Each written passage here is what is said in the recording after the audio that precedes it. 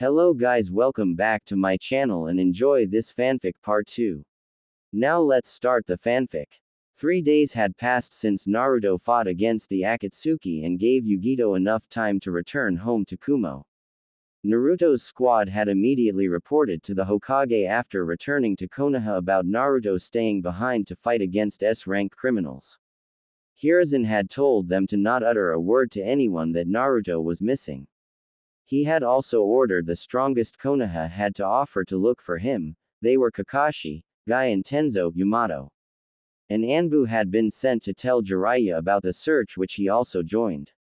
So where was Naruto? He was currently sleeping in a bed in a house in the middle of nowhere, same as he had done for the last 3 days. He had been teleported to B's location via Minato's Hiraishin. B had then let him rest.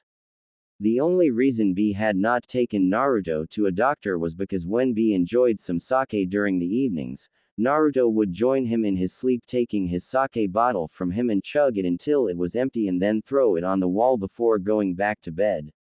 There was one difference this morning, however, as Naruto was no longer alone in the small room where B had let him sleep.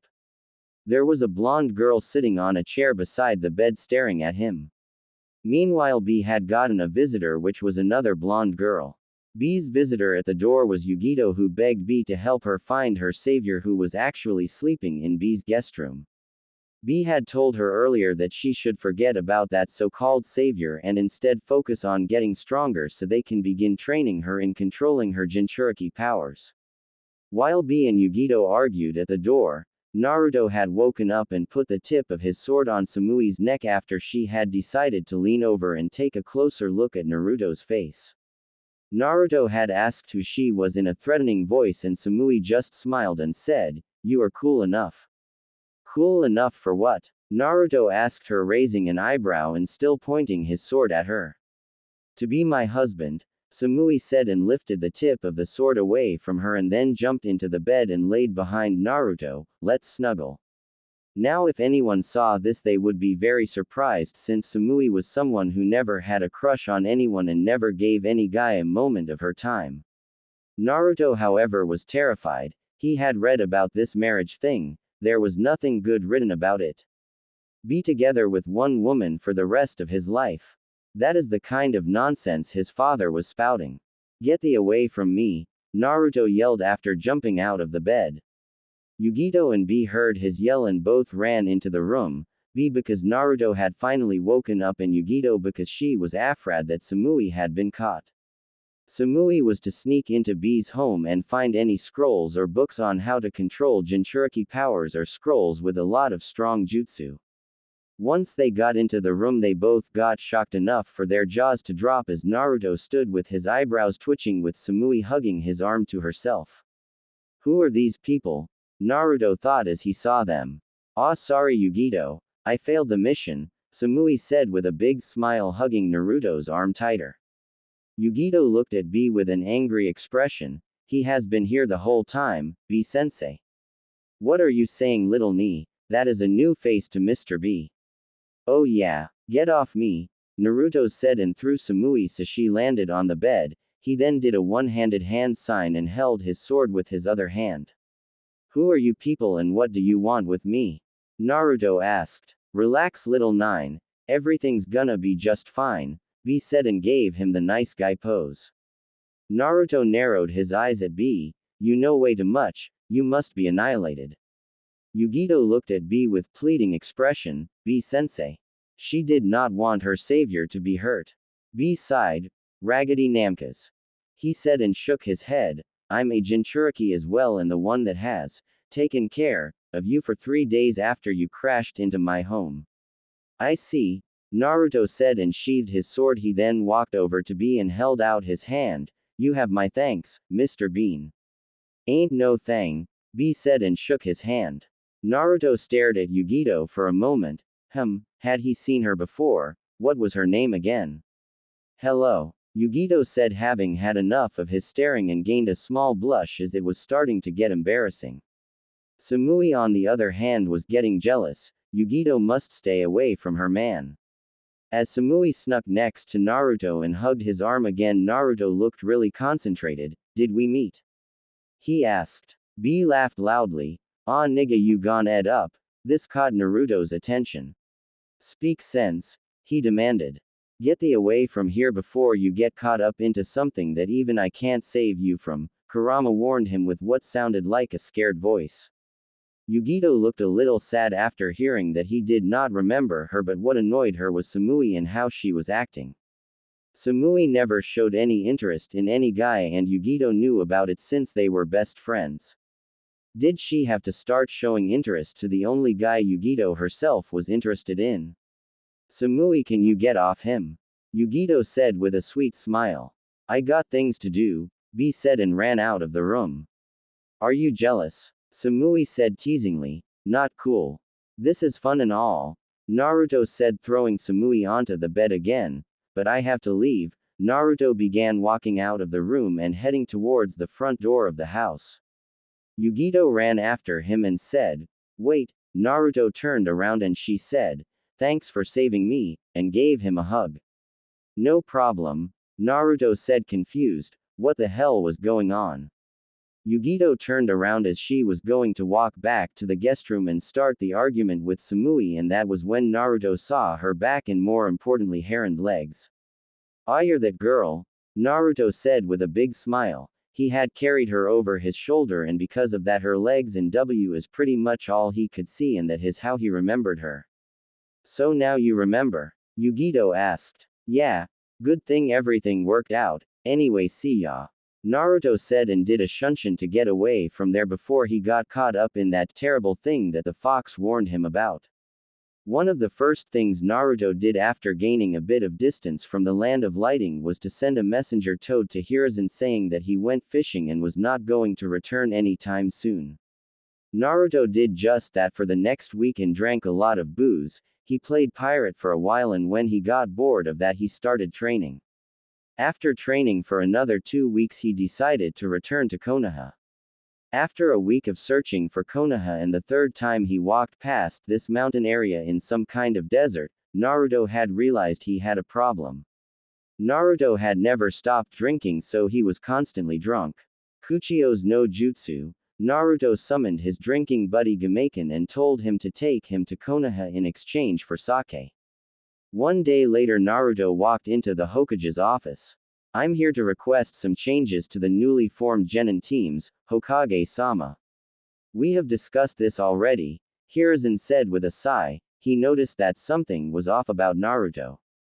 Yeah, so you will put me on Kurenai-chan's squad and also make a rule concerning me. Hiruzen had already figured out what was going on, but he wanted to find out what the rule was. What rule? Whenever I disrespect my elders or do anything not fitting for someone my age, I need to be punished by Kurenai-chan. Kai, Hiruzen said and released the genjutsu that Kurenai had put on him, a simple one that she had used several times already to get Hiruzen to change his mind about the squads.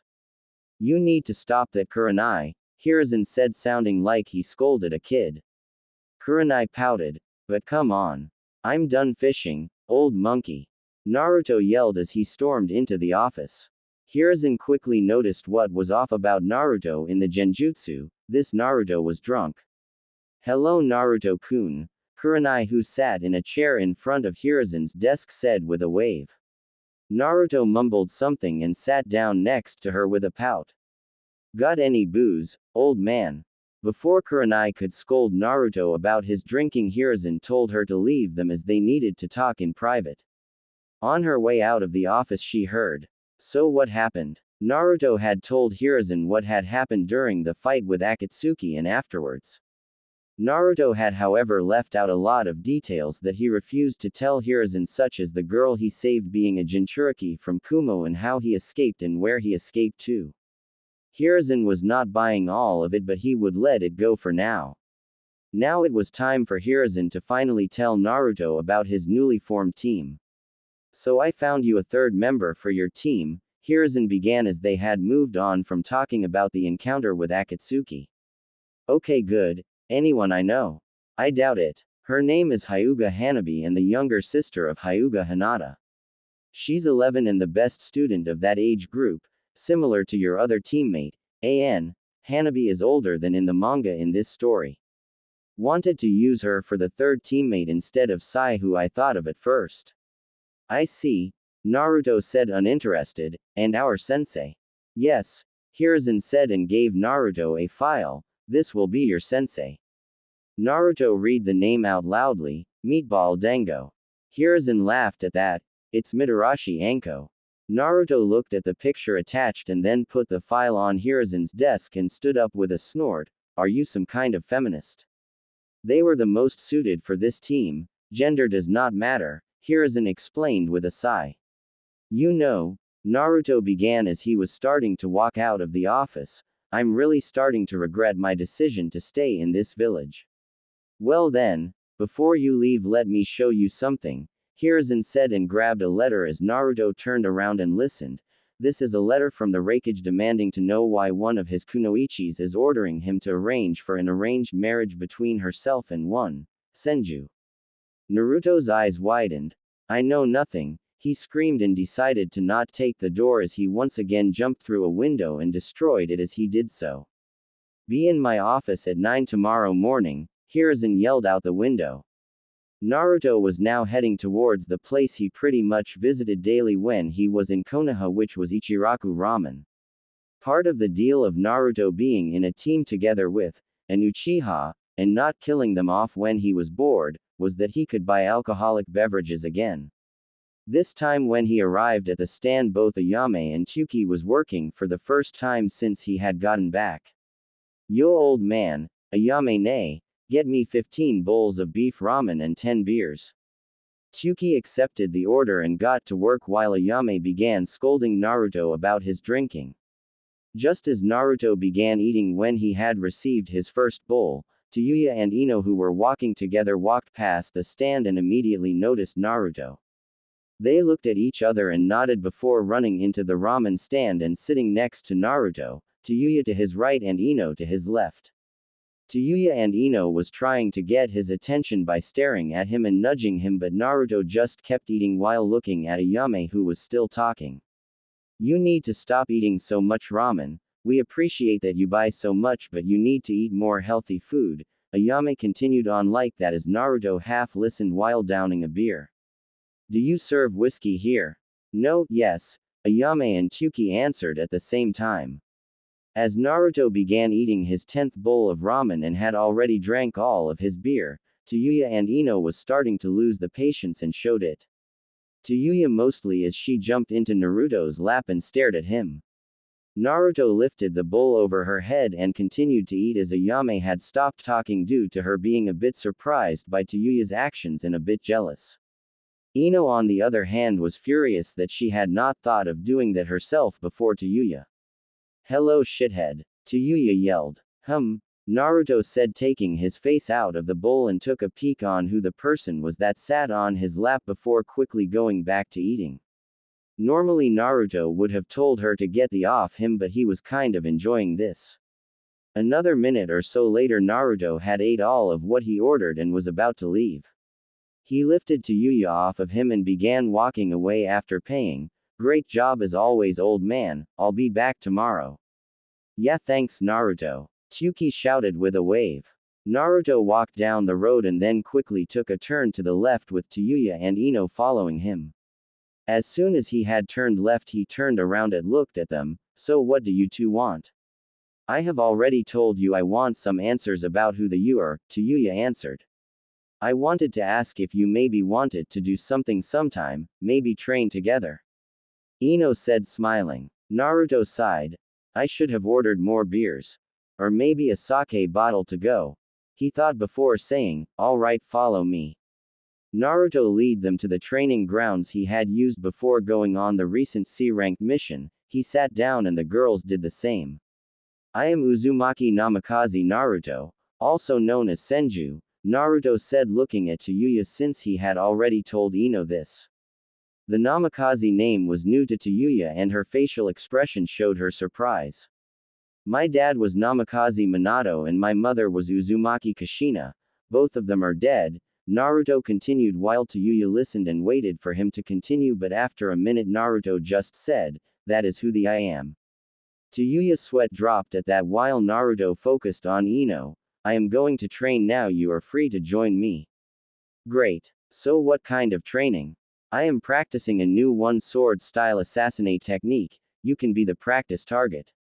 Ino looked terrified. Seriously? She asked. Naruto laughed. No, seriously though, just do what you usually do and maybe I can help you if I see something you can improve on.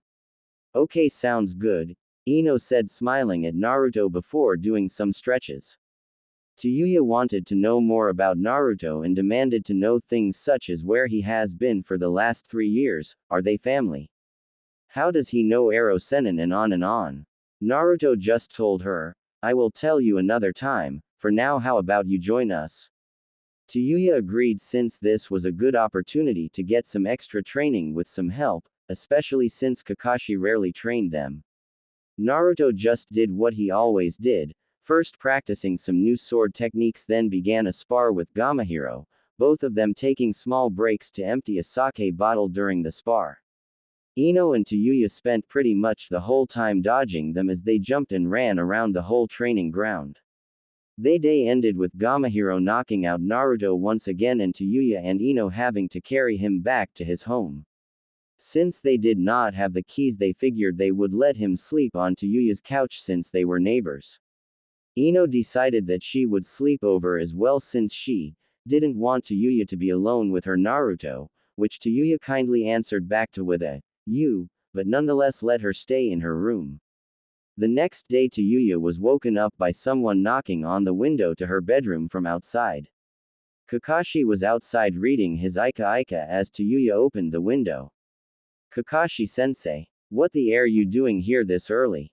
She asked with a yawn since it was still very early, around 6 in the morning. Kakashi smiled. I have gotten us another C-ranked mission since you guys have complained so much about the D-ranked ones. We leave soon, meet me at the southern gate in 20 minutes. Hi, Tayuya said and closed the window in Kakashi's face. Tayuya quickly dressed herself, then got something to eat before packing everything she would need on the mission. As she was running around her apartment, she suddenly halted as she saw the couch where Naruto was sleeping, the reason for that being that Ino was sleeping on it as well. Ino, like last time, had snuck into Naruto's bed and hugged him in her sleep. She was not aware that she was doing it since she was sleepwalking. Normally Naruto is on alert even in his sleep and would not let anything get close to him, but for some reason that does not apply to Ino. Tayuya was well aware of Ino's love interest having changed from Sasuke to Naruto since she pretty much let everyone know about it and made no effort to hide it around Naruto either. But she was not okay with it. This was the first time she had found anyone that was interesting in Konoha since she came here, so there was only one thing to do now. Tayuya ran to the kitchen and filled up a bucket with water and then ran back to the couch and threw the water over them, at least one of them. Naruto had jumped and was now standing on the ceiling upside down, channeling chakra to keep him from falling. He was laughing at Ino's expense. Ino, however, was not as cheerful. She was pissed off and glaring at Tayuya. Why did you do that, bitch? Ino yelled. We had an agreement. Tayuya responded and was silent for a second before adding, whore. Tayuya looked at her watch and her eyes widened. I have to go on a mission. You two get the out of my apartment as soon as possible, she said and left to meet her team. Naruto, still on the ceiling, shook his head and looked at Ino. Looks like Tayuya made you wet, he said and did a hand sign before using a shunshin to get to his own apartment next door. Ino was red-faced from both anger and embarrassment and vowed that she would get Tayuya back for this, Naruto as well for the last comment. Naruto had spent the next 3 hours sleeping on top of the Hokage Tower since he would be meeting his new team here at 9 anyway. Anko, Midori and Hanabi arrived at Hiruzen's office a few minutes before 9. Hiruzen decided to take them up to the top of the tower since he knew Naruto was sleeping there. And like expected, at the edge of the tower, almost falling of, was Naruto sleeping, but they did not expect to see two toads that looked to be guarding him. Both were small young toads, one orange with purple markings around his eyes, the other was yellow with orange marking around his eyes, both wore blue vests. They were Gamakichi and Gamatatsu, Naruto's personal bodyguards and scouts. Intruders. Gamakichi yelled and jumped high up in the air. Give him the booze, Gamatatsu screamed with panic. I'm on it. Gamakichi yelled, then threw a sake bottle towards Naruto, who caught it with one hand and took a sip. Naruto sighed loudly after enjoying his sip of sake and said, "This is the second time today that I have been woken up in an unpleasant way." Hiruzen ignored Naruto for the moment and focused on the others. For those of you who haven't met him already, this is your final teammate, Uzumaki Naruto. Hi Hokage-sama, Hanabi said with a serious expression as she stared at Naruto. Anko laughed watching Naruto. He is a bit odd, isn't he? She asked Hiruzen, who just shook his head and thought, you are one to talk. Gamakichi and Gamatatsu disappeared in a puff of smoke at the same time as Midori ran up to Naruto and smiled as she greeted him. Naruto Taiko, I'm glad you are okay. Naruto scratched the back of his head and said, thanks, Mito Uho. Midori got a tick mark above her eye as she corrected him, it's Midori, just Midori. She hated that Naruto called her Uho as if she was some kind of princess from a royal family, and that he forgot hers and everyone's name. Well, good luck with your team, Hiruzen said and disappeared quickly before Anko could complain and try to change his mind. Anko's sweat dropped at Hiruzen's actions before walking towards Naruto and Midori with Hanabi following after her.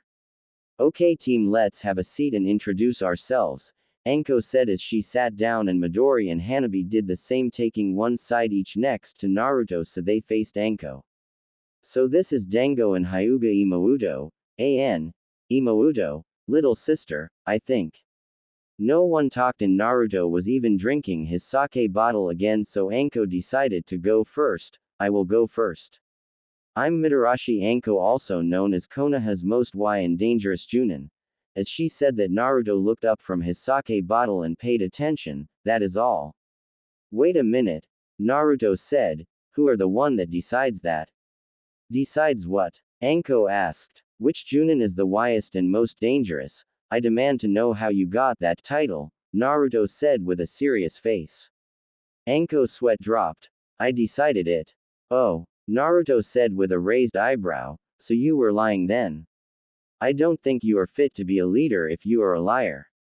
Lying? Anko asked with a smile, then pressed her tits together to show more of them, trying to get a reaction out of Naruto. Naruto, however, just pointed a finger at her and said, your tits got nothing on, Senju.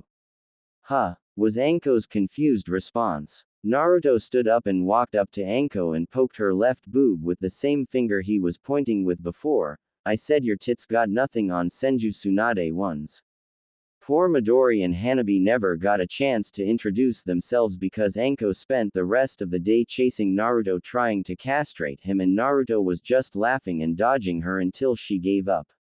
The next day, Naruto had once again called for his bodyguards to guard him while he slept in his apartment this time, just in case Anko decided to attack him once again. When Naruto woke up, he heard a knock on his door and feared for the worst. He was happy to find that Anbu woman with the knife that had brought him to the Hokage Tower the first time he got back to Konoha. She told him that he was needed for a mission and should go to the Hokage Tower immediately. Naruto's happiness disappeared quickly once he arrived at Hiruzen's office because he was once again going to go on a mission with a temporary team. This time his squad leader was Uchiha Makoto and his teammates Mitarashi Anko and Yuhi Kurenai. Something had gone very wrong for Team 7 during their latest C-ranked mission. Kakashi had been cut by a very skilled enemy and was in no shape to continue the mission. Sakura had been captured by that very same enemy who seemed to be working alone.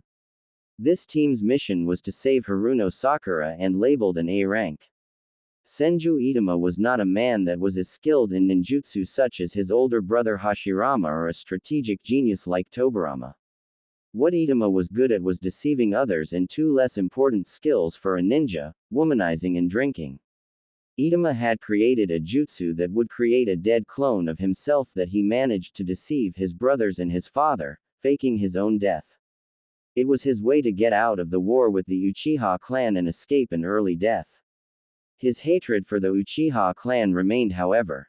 As time passed, his brothers moved on to become the first and second Hokage of the village that Hashirama and Madara created, Konoha. Itama kept away from ninja matters and pretty much spent his whole life doing one thing, partying. One day during the time Tobirama was in charge of the village, Itama met with someone who he had no idea who she was at the time. She was Senju Tsunade, the most beautiful woman he had ever seen. She also happened to be Hashirama's granddaughter. The way they met was just in a bar where Tsunade and her teammates Jiraiya and Orochimaru was drinking and relaxing. Itama talked to her for a while and then never saw her again. Tsunade was given a title from Itama that he later told Naruto about. She was the winning prize of the Senju, Naruto's goal. Itama knew that there would be problems with Naruto being almost 40 years younger, but Itama was a crafty man and had created another jutsu that would solve that. The day before Itama died, he transferred almost all of his chakra to Naruto in a way that he would keep it forever as a third chakra reserve. This was the reason for Naruto sometimes healing others just by touching them. After Hiruzen had told the squad the mission details, they had immediately left towards the direction of Tokigakure. Team 7's original mission was to deliver a message to the leader of Tokigakure, but they were attacked before they had reached their destination. Naruto was in a bad mood and did not say a word during the whole trip there. There were many reasons for that, but mainly it was due to his teammates. His squad leader was an Uchiha, and not just any Uchiha. She was the mother of the other Uchihas. His teammates were the devil Kurenai, who spent the whole trip trying to start a conversation with him. The third teammate was his Junin sensei, who he pissed off yesterday, and she would most likely get payback at first chance. Her expression showed that as she smiled in a sick way and kept licking on a kunai with her crazy long tongue. They arrived at the place where 3 of the 4 members of Team 7 had taken a rest due to Kakashi's injuries. Kakashi had been stabbed in his right shoulder with a katana, almost cutting it in half. "Mom," Sasuke said in surprise when he saw them arriving. "Finally. Took you long enough." Tayuya said with relief at seeing the backup arriving, but she was also a bit surprised at seeing Naruto with them. "Where is Kakashi?" Makoto asked, and Tayuya pointed to a large tree that Kakashi rested his back on. Makoto, who had become something of a medical ninja in recent years, rushed to Kakashi's side and started treating him. Naruto walked past Tayuya and Sasuke after greeting them. "Tayuya. Uchiha runt." Then walked towards Kakashi and sat down next to him, and Makoto watching her treat him. Naruto focused on Kakashi's wound and then asked, "Can you tell me something about the one that did this?" Kakashi was still well enough to be awake and speak, so he told Naruto and the others what he remembered. The attacker was a young woman with long red hair, maybe 2 or 3 years older than Naruto. She had turned up in front of them out of nowhere and kissed Kakashi, who saw no reason to stop it. During the kiss, Kakashi soon noticed that she was somehow out all of his chakra, and soon after that she had cut him with a katana in his shoulder and then knocked out his students before leaving with Sakura. Naruto narrowed his eyes as he heard that. "Red hair, katana." He repeated what Kakashi said. "Are you sure it was a woman?" Kakashi nodded. "That's for sure." Naruto looked at the ground as he spoke. "It almost sounded like you described someone I worked with for a while in the past, only difference being that the one I worked with was a guy." "I see," Kakashi said before coughing up some blood. "Don't talk anymore for a while," Makoto said as she kept healing him with a medical jutsu. "Just one last question," Naruto said as he moved closer and put his hand near Kakashi's wound, almost looking as if he was inspecting it. "Did you catch the name of the sword technique?" As soon as Kakashi spoke the word, Daishinkan, 2 things happened immediately. The wound healed at an impossible fast rate until it was completely healed and Naruto had disappeared. Naruto had channeled a lot of chakra as soon as he heard the name of the sword technique. It was his own technique, Daishinkan, Great Dragon Shot, and he had unknowingly healed Kakashi at the same time as he had used a shunshin to leave. Naruto summoned an army of small toads and an even bigger army of shadow clones to scout the area and find the attacker and kidnapper.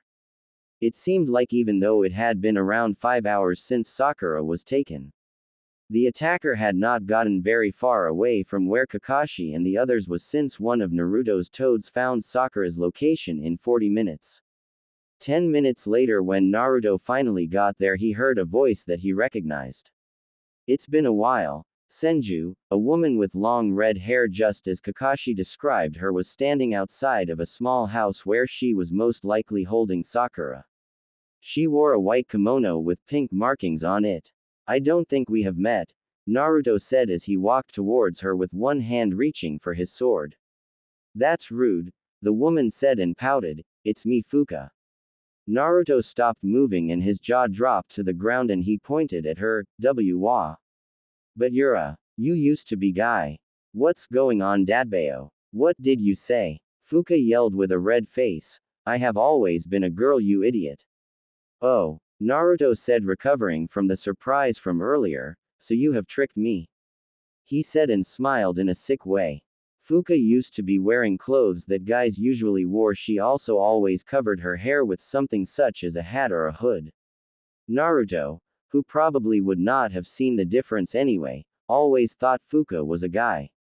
I admit that I might have changed a little bit, but I have never given you reason to believe that I was a man, Fuka said, and she was starting to lose her patience.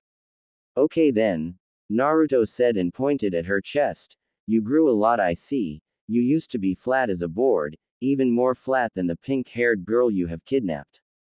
That is why I thought you were a guy, a natural mistake. Hey, Sakura yelled from inside the house. Shit, she heard me, Naruto mumbled. Oh well, Fuka said and picked up a katana that was leaning against the wall of the house. I was wondering if I should let you go considering our past, but now I have changed my mind. Naruto and Fuka were not close friends or something like that. They had done a few jobs together in the past, most of the jobs were bounty hunter jobs. The reason they stopped doing jobs together was due to how Fuka had changed as time went on. She started taking on jobs that Naruto would never accept doing, such as killing or capturing civilians or ninjas that were not criminals. So Naruto decided to stay away from Fuka and hoped that they would never meet again. Can I ask one thing before we start? Naruto asked as he prepared himself to either get killed or to kill his old friend. Go ahead. Why did you take the girl? Her. Fuka said with her thumb pointing at the house. I am selling her to some slavers, easy money. I see, Naruto said with anger showing from his expression. You have kidnapped one of my comrades and you have also used my own technique on another one. Enough talking, Fuka said and sprinted towards Naruto. I have missed your chakra. She said, yelled with a laugh. Fuka used to be the stronger of the two of them due to her being older than Naruto, but in speed they were pretty evenly matched. That was 2 years ago and Naruto had grown a lot since then. Mostly he had become much taller and gained more body strength. When two swordsmen had the same speed and around the same skill, it was almost always decided by who had the most body strength. Shishi Sun. Naruto yelled as he almost flew towards Fuka and slashed down with his sword trying to cut her. Fuka had quickly moved out of the way and was now standing behind Naruto and attempted to pierce her katana through his back, but Naruto got away by quickly substituting with a wooden log.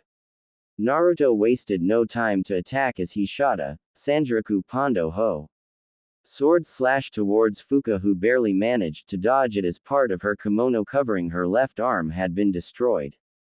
A new technique. How naughty, Fuka said and held her left arm. Naruto did not answer. Instead he created 5 shadow clones, Ninpo, Kage Bunshin no Jutsu. Fuka hated it when Naruto would use the few ninjutsu that he knew when they sparred back in the day. Naruto knew about that and had decided to use ninjutsu for a while to anger Fuka and make her lose focus. Naruto held up a regular shuriken and threw it at Fuka.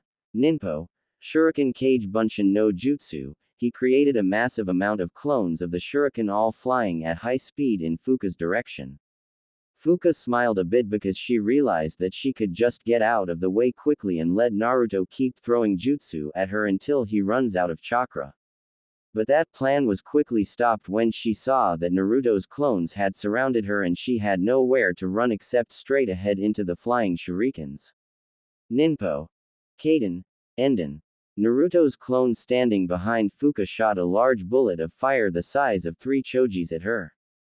This was one of the new techniques Naruto had learned while training during his fishing trip. Fuka only saw one way to get out of this situation, and it was to use her fastest technique to quickly get over to the real Naruto's position and end the fight immediately.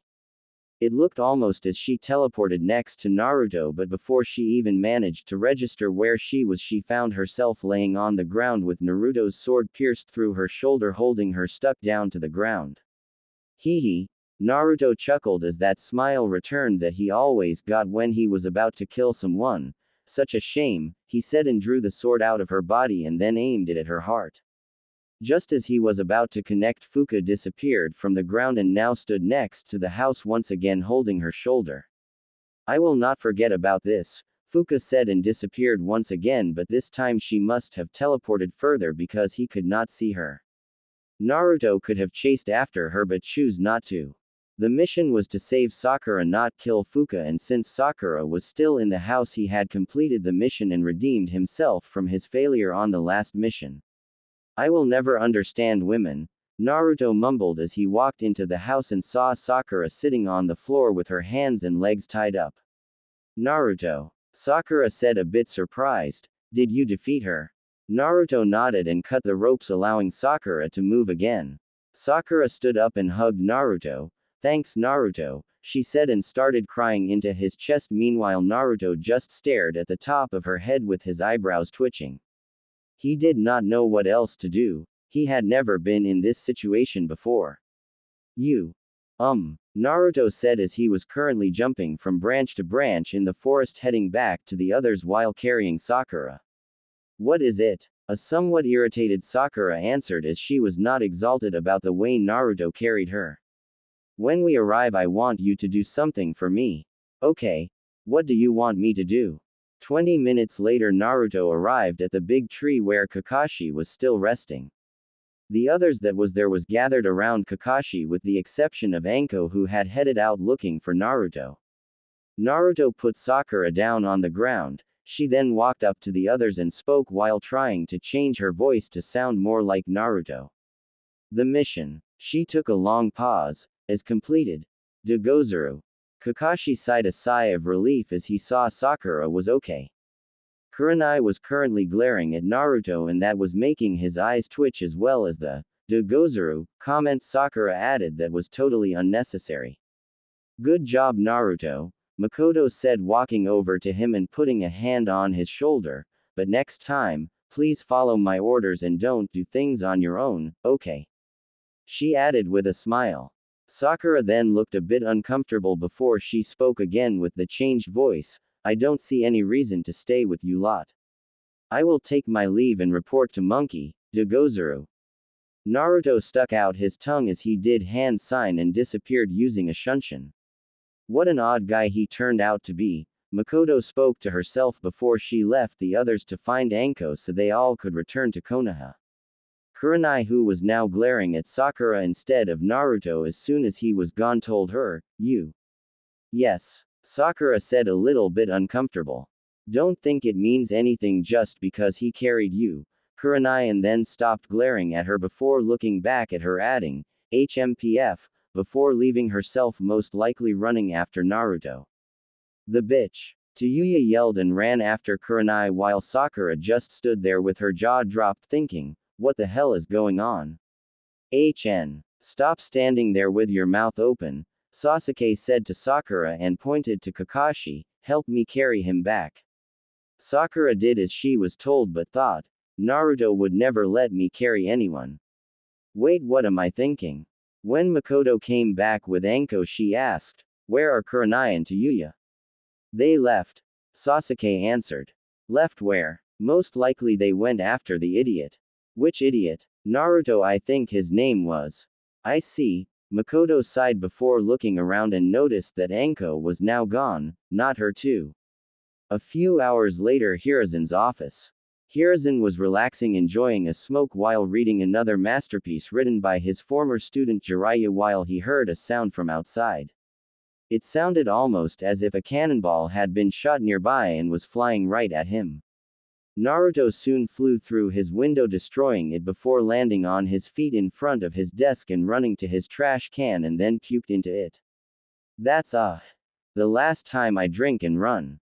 Hiruzen scrunched his nose and said, I take it you finished the mission.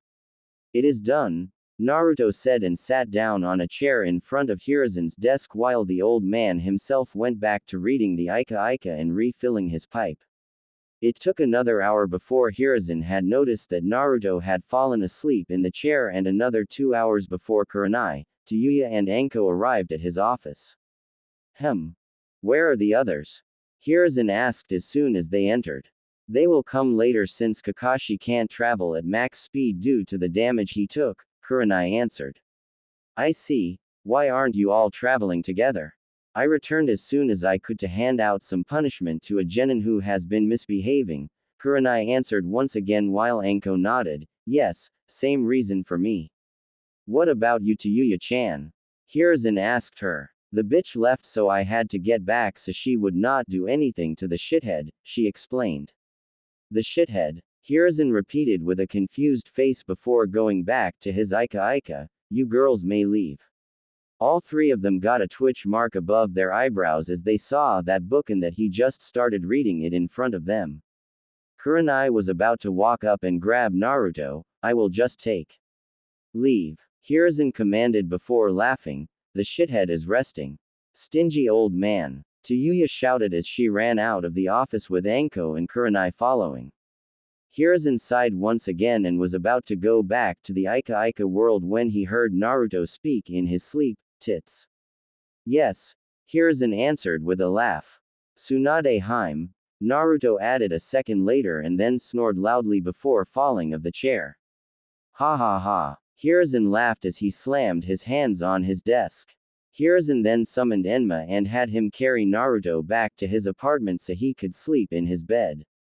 Makoto and Team 7 with the exception of Tayuya arrived another hour later and gave their report. Kakashi was taken to the hospital just to be safe while Sakura was told to go home and get some rest before the team would meet up tomorrow. The next day, Naruto woke up and thought, this has to stop, as he saw that Tayuya was sleeping in his bed. She did not want Ino to have one-up-one her, but little did she know Ino had already slept in the same bed with Naruto twice. After Naruto had done what anyone would in this situation, run out of his apartment in haste, Naruto had been stopped right outside his door by Kurenai and Anko, who stood outside blocking his path. Naruto exclaimed with his eyebrow twitching, what do you want? Our team are doing some D-ranked missions today, so you need to come with me and meet up with the girls, Anko answered as Tayuya, who had woken up from all of the noise, ran out to them only wearing her pajamas. Where are you going? She yelled. Haha, I think you are my favorite student already, Anko said and laughed before adding, meet me at training grounds 12 in 10 minutes. And then disappeared in a shunshin.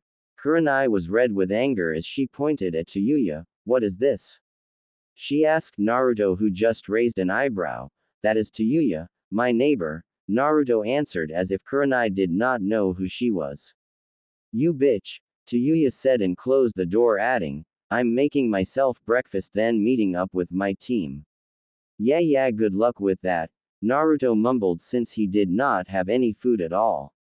I won't stand for this, Naruto, Kurenai continued and crossed her arms above her chest. Now listen here, woman, Naruto scowling, it is not my fault that all these girls keep showing up in my bed. There are others, Kurenai yelled, and I told you to call me Kurenai-chan. Sure there is, Naruto answered calmly before raising his voice, however I fail to see how that is your problem, it is my bed. Wait a minute, you didn't know about them sleeping there? Kurenai asked. Naruto shook his head. I usually have my trusted companions guarding me while I sleep when I am in some kind of danger, but these girls keep showing up when I am knocked or passed out. I see that as a problem we must address, Kurenai said, nodding her head. Agreed. I have an idea, how about I move in with you and keep them away? Kurenai suggested and added, I can cook food and do the laundry as well, in a way to make it sound like a better deal. How does that solve anything? Naruto yelled. Then I will be stuck with the devil in my apartment. Naruto-kun, what have I told you about that? Screw you, Naruto said before disappearing in a shunshin heading towards training grounds 12. Right, Kurenai said with a blush, someday. Naruto had noticed something while he moved away from his apartment. Those two idiots, the fake Uchiha and Ero Sennin, were hiding nearby, most likely spying on him. Ero Sennin was even taking notes. Naruto wondered if the monkey had set them up for this. He needs to get some answers soon. When Naruto arrived at training grounds 12, the others was already there. Naruto was known to be a polite and nice gentleman, so he greeted his team, "Hello, Dango, Uchiha Uho, Hyuga Imouto," with a nod to all of them. Hanabi scowled as she slowly walked up to Naruto. "You shall address me as Hanabi-chan." "Okay. I will make sure to remember that," Naruto said and walked past her, sitting down next to Midori. "Morning, Taiko," Midori said in a low voice as she was trying not to laugh at Naruto's comment. "Meh. Well then, now that the playboy has arrived, how about we let the girls introduce themselves since they didn't get the chance last time," Anko suggested, and the others just got confused by the playboy comment, especially Naruto. "Hi, Hanabi begun. I am Hyuga Hanabi, you may call me Hanabi-sama." Midori said, interrupting her. "Except for him you shall address me with A-chan at all times," Hanabi continued, looking at Naruto. "I am 11 and graduated 1 year earlier than the Uchiha, so show me the respect I deserve." "How humble," Anko said with a smile. "Okay, next." Midori was not happy about that comment, as if Hanabi was somehow better than herself. She calmed herself before she began. "Anyo. My name is Uchiha Midori. I like my family with one exception, and I hope I can be of help to our team." "You forgot about something," Naruto said. "Right, Anyo. I am 12 and I like reading." She began before Naruto interrupted her. No, you're supposed to tell us all to get down on the ground and lick your feet. We are not worthy to even breathe the same air as Midori Uho. We're peasants. Stop it, Taiko," Midori yelled, red-faced from embarrassment. Meanwhile, with Team 7, who was just meeting up for a short meeting where Kakashi would tell them they had the day off due to him having to rest for some more time. When Tayuya, who was the last to arrive, got there, Kakashi closed the Ika book he was reading and I smiled. "Now that everyone is here, I have something important to tell you." All three students got a bit excited and nervous at the same time. "Today is a special day," Kakashi continued and giggled. "Isn't it, Tayuya-chan?" "What?" Tayuya yelled. "What is so special about today?" Kakashi head snapped towards her, scaring the shit out of her. "It would appear," he spoke quickly, "that one of my students have engaged in nightly activities with someone of the other gender." That crush didn't last long, Sasuke said to Sakura, who sweat dropped. "I have no idea what he is talking about." "So what?" Tayuya said with a red face. "I am not the only one that's been sleeping with him. That whore Ino and someone named Tsunade has most likely done it as well." Kakashi's feet could not hold him up anymore as fell down on the ground. "Minato-sensei," Kakashi said with a tear dropping from his eye, "I think your legacy is going to be just fine." "Am I the only one that wished we got another Junin-sensei?" Sasuke asked Tayuya and Sakura, pointing a thumb at Kakashi. Kakashi jumped up on his feet. "You have today and tomorrow off. Dismissed." Kakashi did a hand sign. Just before he left with a shunshin, he smiled and said, "Tayuya, make sure to use condoms." "What the is a condom and why would I need it?" Tayuya mumbled to herself with her hand to her chin while Sakura blushed and answered, "We learned about that during the academy. It is how guys protect themselves during." I didn't need to hear that right now," Tayuya said. "Why did you bring that up?" "Wait a minute," Tayuya yelled as she realized what was going. "I am going to kill that creepy one-eyed scarecrow." And then ran away angry as hell, trying to find Kakashi. "Sakura," Sasuke said once they were alone. "Yes, Sasuke-kun." Sasuke readied himself for a hard question. "Would it make you happy if I told you that you were the most normal on our team?" "Of course, Sasuke-kun, how sweet of you." Happy enough to leave me alone. No. Sasuke then left the training grounds without any word while Sakura thought back on what she had heard this morning. She was now heading towards Ino to find out who the guy was that both she and her teammate had nightly activities with. Naruto spent the day getting introduced to D-rank missions. After that he decided to drink more than he has ever done before and passed out in his bathroom. This time he made sure to summon his bodyguards. One boring week passed where Naruto did more D-ranked missions with his team. For the whole week he was able to sleep normally and had not heard anything from the Toad brothers about any intruders trying to get into his bed. Naruto as usual spent the free time after the missions drinking sake and training. Kaden, Enden, and Bunshin Daibakua was two jutsu that Naruto had learned early on in his training.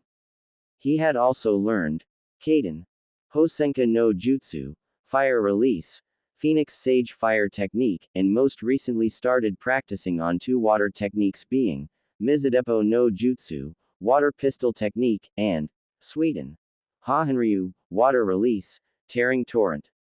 Hiruzen had left the village for a while because he was having a rather important meeting with the Raikage.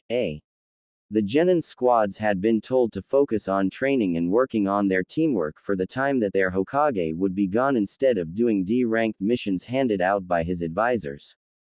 Hiruzen left the village yesterday and the Genins had not been told about it yet. When Naruto arrived at Training Grounds 12, the last one to arrive as usual, Anko told them what the Hokage had suggested. Naruto saw no problem with training, but working on their teamwork was something that bugged him. Teamwork? Naruto questioned just after Anko was done explaining the situation. Define teamwork, he continued. Well, how you three can work together to finish the task you have been given, this should be obvious, Anko answered.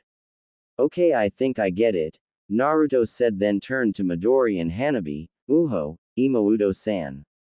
I need you two to practice your Shunshin. Hi Taiko, Midori answered while Hanabi just responded with a tch. Due to Naruto adding san after instead of chan. What for? Midori asked. If we ever get into a battle with enemy ninjas, I need you two too. Naruto said slowly, and both of the girls and Anko listened intently. Get out of there as quickly as possible so you won't be in my way as I dispose of the enemy. Midori and Hanabi fell back on their bums in surprise after hearing that, while Anko just laughed. Okay then, Hanabi-chan and Midori-chan, you two come with me and we will begin going over some strategies we can use during missions. Hi. They both answered. Naruto, since you won't cooperate, I have found something else you can do for today, Anko said and gained a huge grin. Go to Training Ground 8 and report to the Junin sensei of Team 8 inches. Yes ma'am, Naruto said and walked straight ahead.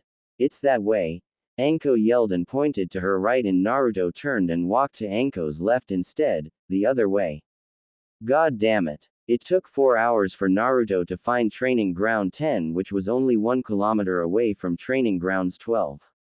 Once he got there, he saw something that amused him. It was a girl with rather short blue hair with the same eyes as his teammate. She also turned red immediately as he got there, the same way that Midori does when she is embarrassed.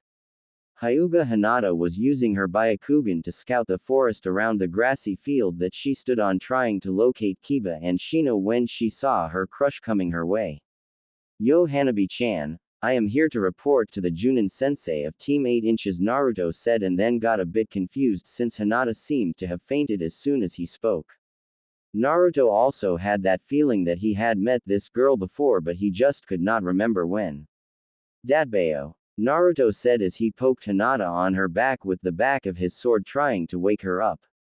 Kiba had decided to stop hiding and return to see what was up with Hinata since she was slower than usual in finding them. What the Naruto? What did you do to Hinata? Kiba yelled once he saw Naruto sitting next to Hinata, still poking her with his sword. She died, Naruto said slowly. Naruto, Kiba said with a glare, but stopped when Hinata had moved closer to Naruto in her sleep and hugged the arm that he used to poke her with the sword. Kiba's sweat dropped and asked, did she fall asleep? Greetings Uzumaki Naruto. Naruto heard a low voice say and he looked around the area trying to find the source of it. Standing right in front of him leaning on a tree was Shino with his regular outfit. Yo, Naruto said as he saw him then focused on Kiba, you know where I can find the sensei of Team 8? Yeah sure but first I want to know what happened to Hinata. I arrived here. Then she fell to the ground, Naruto said taking a long time between words. Come on who would believe that, what did you do? Just after Kiba asked that Hinata opened her eyes and said with a big smile, I had a wonderful dream. Urara. Naruto leaned down and put his face right in front of hers, care to tell? They could literally see her face going from pale to red within seconds as Hinata fainted once again. See what did I tell ya? Naruto said jumping back heating his sword, if your sensei is not around then I am done here. As she fainted, Kiba stammered comically. That is odd but it has happened before, Shino reminded Kiba, that's because 3 years ago. Kiba ignored Shino when he explained that the last time Hinata had fainted was when she was sitting next to Naruto in class over 3 years ago. Instead of listening, Kiba told Naruto, she should be around here somewhere. Your sensei should know that I don't like when people waste my time. Naruto was losing his patience, he had more important things to do. Listen guys, there is. What now Shino? Kiba yelled. Kurenai sensei is here. That's because there is a tree behind Naruto, Shino said pointing at a small tree that had appeared out of nowhere behind Naruto. One of its branches was getting bigger and bigger until it captured Naruto so he could not use his arms and hugged him towards the tree making it impossible for him to escape. Megan. Jubaku, demonic illusion. Tree binding. Kurenai announced the name of the jutsu after her upper body emerged from the tree above Naruto. I'm stuck, Naruto exclaimed with a scowl. Hey sensei, do you know what's wrong with Hinata? Kiba asked, not really caring at all that Kurenai had used one of her strongest techniques to bind his genin friend. She is fine. You two can take her home as you have the rest of the day off, Kurenai said, and Kiba and Shino did as they were told and carried Hinata out of the field. And Akamaru was on Kiba's head all the time sleeping. I have not forgotten about him, no way. Guys. Naruto yelled. I will let you go as soon as you agree not to run away, Kurenai whispered into Naruto's ear. I was told to report to the Junin sensei of Team 7 so, what do you want? Naruto asked. You are going to help me as punishment for misbehaving in the past. Okay, sounds easy enough. Naruto agreed quickly but had no intentions of actually helping her. As soon as she let him go he was out of there. Good. I actually expected you to refuse. Kurenai smiled as she released the genjutsu allowing Naruto to move again. So what is it you need me to do? Naruto asked out of curiosity as they were now facing each other. Just come with me and help me carry some stuff I have to buy, she answered and smiled a little as she did. Naruto was going over scenarios of how this would turn out and how it would end up with Kurenai screwing him, not literally. If I do this, Naruto said slowly with his arms crossed and his eyes closed, would you, perhaps, show me your panties? Naruto opened one eye slowly just in time to see Kurenai's leg connect with his head as she had kicked him. Arg, why did you do that for you witch? Naruto screamed as he held his head. He was soon unable to even hold his head as Kurenai had her legs around his neck within a leglock. What was that? Naruto-kun. She purred into his ear. I'm sorry Kurenai-chan. Kurenai let go off him as she jumped off then said, now let's go, we don't have all day. Naruto followed Kurenai without saying anything with a big scowl on his face for about 2 steps before Kurenai stopped and bent down to hold her leg. I hurt my leg when I kicked you, Kurenai said and winced a little as she nursed her leg. You will have to carry me. Naruto's eyes twitched as he picked her up and carried her bridal style like last time. I hate you, Naruto growled then ran towards the village with Kurenai giggling. Kurenai of course was not hurt at all and only used it as an excuse to have Naruto carry her.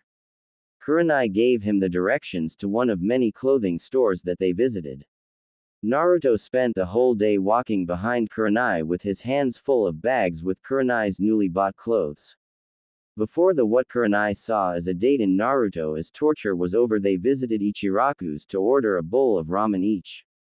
When Naruto had carried Kurenai and his clone had carried the bags back to her apartment, Kurenai had thanked him for the help and said, "I hope we can do this again, sometime." Naruto had smiled a foxy smile and answered, "Yeah, sure." When Naruto got home that night, he drank all the sake he had left, which was not that much since he did not have that much money left considering Hiruzen had yet to pay him for any of the missions. Thinking fast, Naruto grabbed his sword and walked into his bedroom. He then looked at the wall that was connected to Tayuya's apartment and cut a big hole in the wall before entering Tayuya's bedroom. Tayuya was doing something that looked hilarious to Naruto. She was jumping around hitting a dummy of what had to be that Kotake Hakashi-sensei, of hers, only wearing an orange t-shirt with the Uzumaki swirl on it and underwear. "I'm out of sake, can I have some?" Naruto asked, standing behind Tayuya, who had not realized yet that Naruto had cut a hole in her wall and walked into her bedroom as she was busy practicing. "Kya!" Tayuya exclaimed in surprise as she jumped up the air before turning around and facing Naruto with a big blush. "What the air you doing here, shithead?" "Sake," Naruto said slowly while Tayuya noticed the big hole in her wall. "What did you do to my wall?" she yelled and then looked around to find her pants. "I had to ask if you had any sake. So I cut it," Naruto said with a grin. "Are you stupid?" Tayuya asked. "Why didn't you just knock on my front door?" she asked as she put on pair of black pants. "A good question indeed," Naruto said as he sat down on Tayuya's bed and crossed his arms. "Why did you put on your pants?" Before Tayuya could respond, they both heard the sound of someone knocking on the front door. Naruto went to open Tayuya's door while Tayuya attempted to stop him as she tried to drag him back to the bedroom, but Naruto would not budge and just kept going. When Naruto opened the door, he expected a person to be standing outside. Instead, he saw two small creatures that both carried something. Konohamaru and Udon was going to prank their boss, Tayuya, in a way to get her respect. The way they intended to do that was to throw a bucket of white paint and feathers at her. Naruto just raised an eyebrow at the creatures and waited for them to move or say anything. Who are you, Core?" Konohamaru asked, pointing at him. "Maybe he heard our boss," Udon added with a frightened expression. Naruto grinned in a way that scared the shit out of Konohamaru and Udon before he answered. "Senju."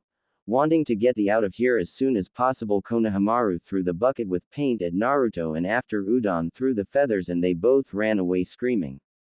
Naruto just stood there outside Tayuya's door scratching his head in confusion with the paint and feathers covering him. Tayuya, who was standing far enough behind Naruto not to get any paint on her, laughed at him. "You look like a chicken, shithead." Naruto looked at the paint and feathers covering his arms and most of his clothes, opening his mouth wide in surprise before getting angry. "Tayuya, who were those two?" "Just Konohamaru and Udon, two annoying little kids," Tayuya answered, still laughing at him. "I see," Naruto answered, appearing pretty calm. Then he smiled and scratched the back of his head. "So did you have any sake?" "No, I don't drink that stuff, I'm 14. Tayuya yelled. "Okay. Good night, neighbor," Naruto said before closing the door, going back to his apartment, all the time thinking about how he was going to cut down the two creatures the next time he met them. Naruto should have foreseen what would happen the next morning. Maybe giving Tayuya another and quicker route into his bed was not the best decision he had made yesterday. However, he had also realized that most likely Tayuya was not out to kill him in his sleep, as this was the second time he had woken up with her next to him. Naruto decided that he would tell the Toad brothers Gamakichi, Gamatatsu, that they would not need to guard him at nights when he is sleeping in his apartment anymore, because if Tayuya just wanted to sleep in his bed, she was welcome to do so. Without waking up Tayuya, Naruto got out of his apartment and met up with his team. Anko had told Midori and Hanabi to keep working on their teamwork like she had told them yesterday, which annoyed both of the girls since they kind of disliked each other.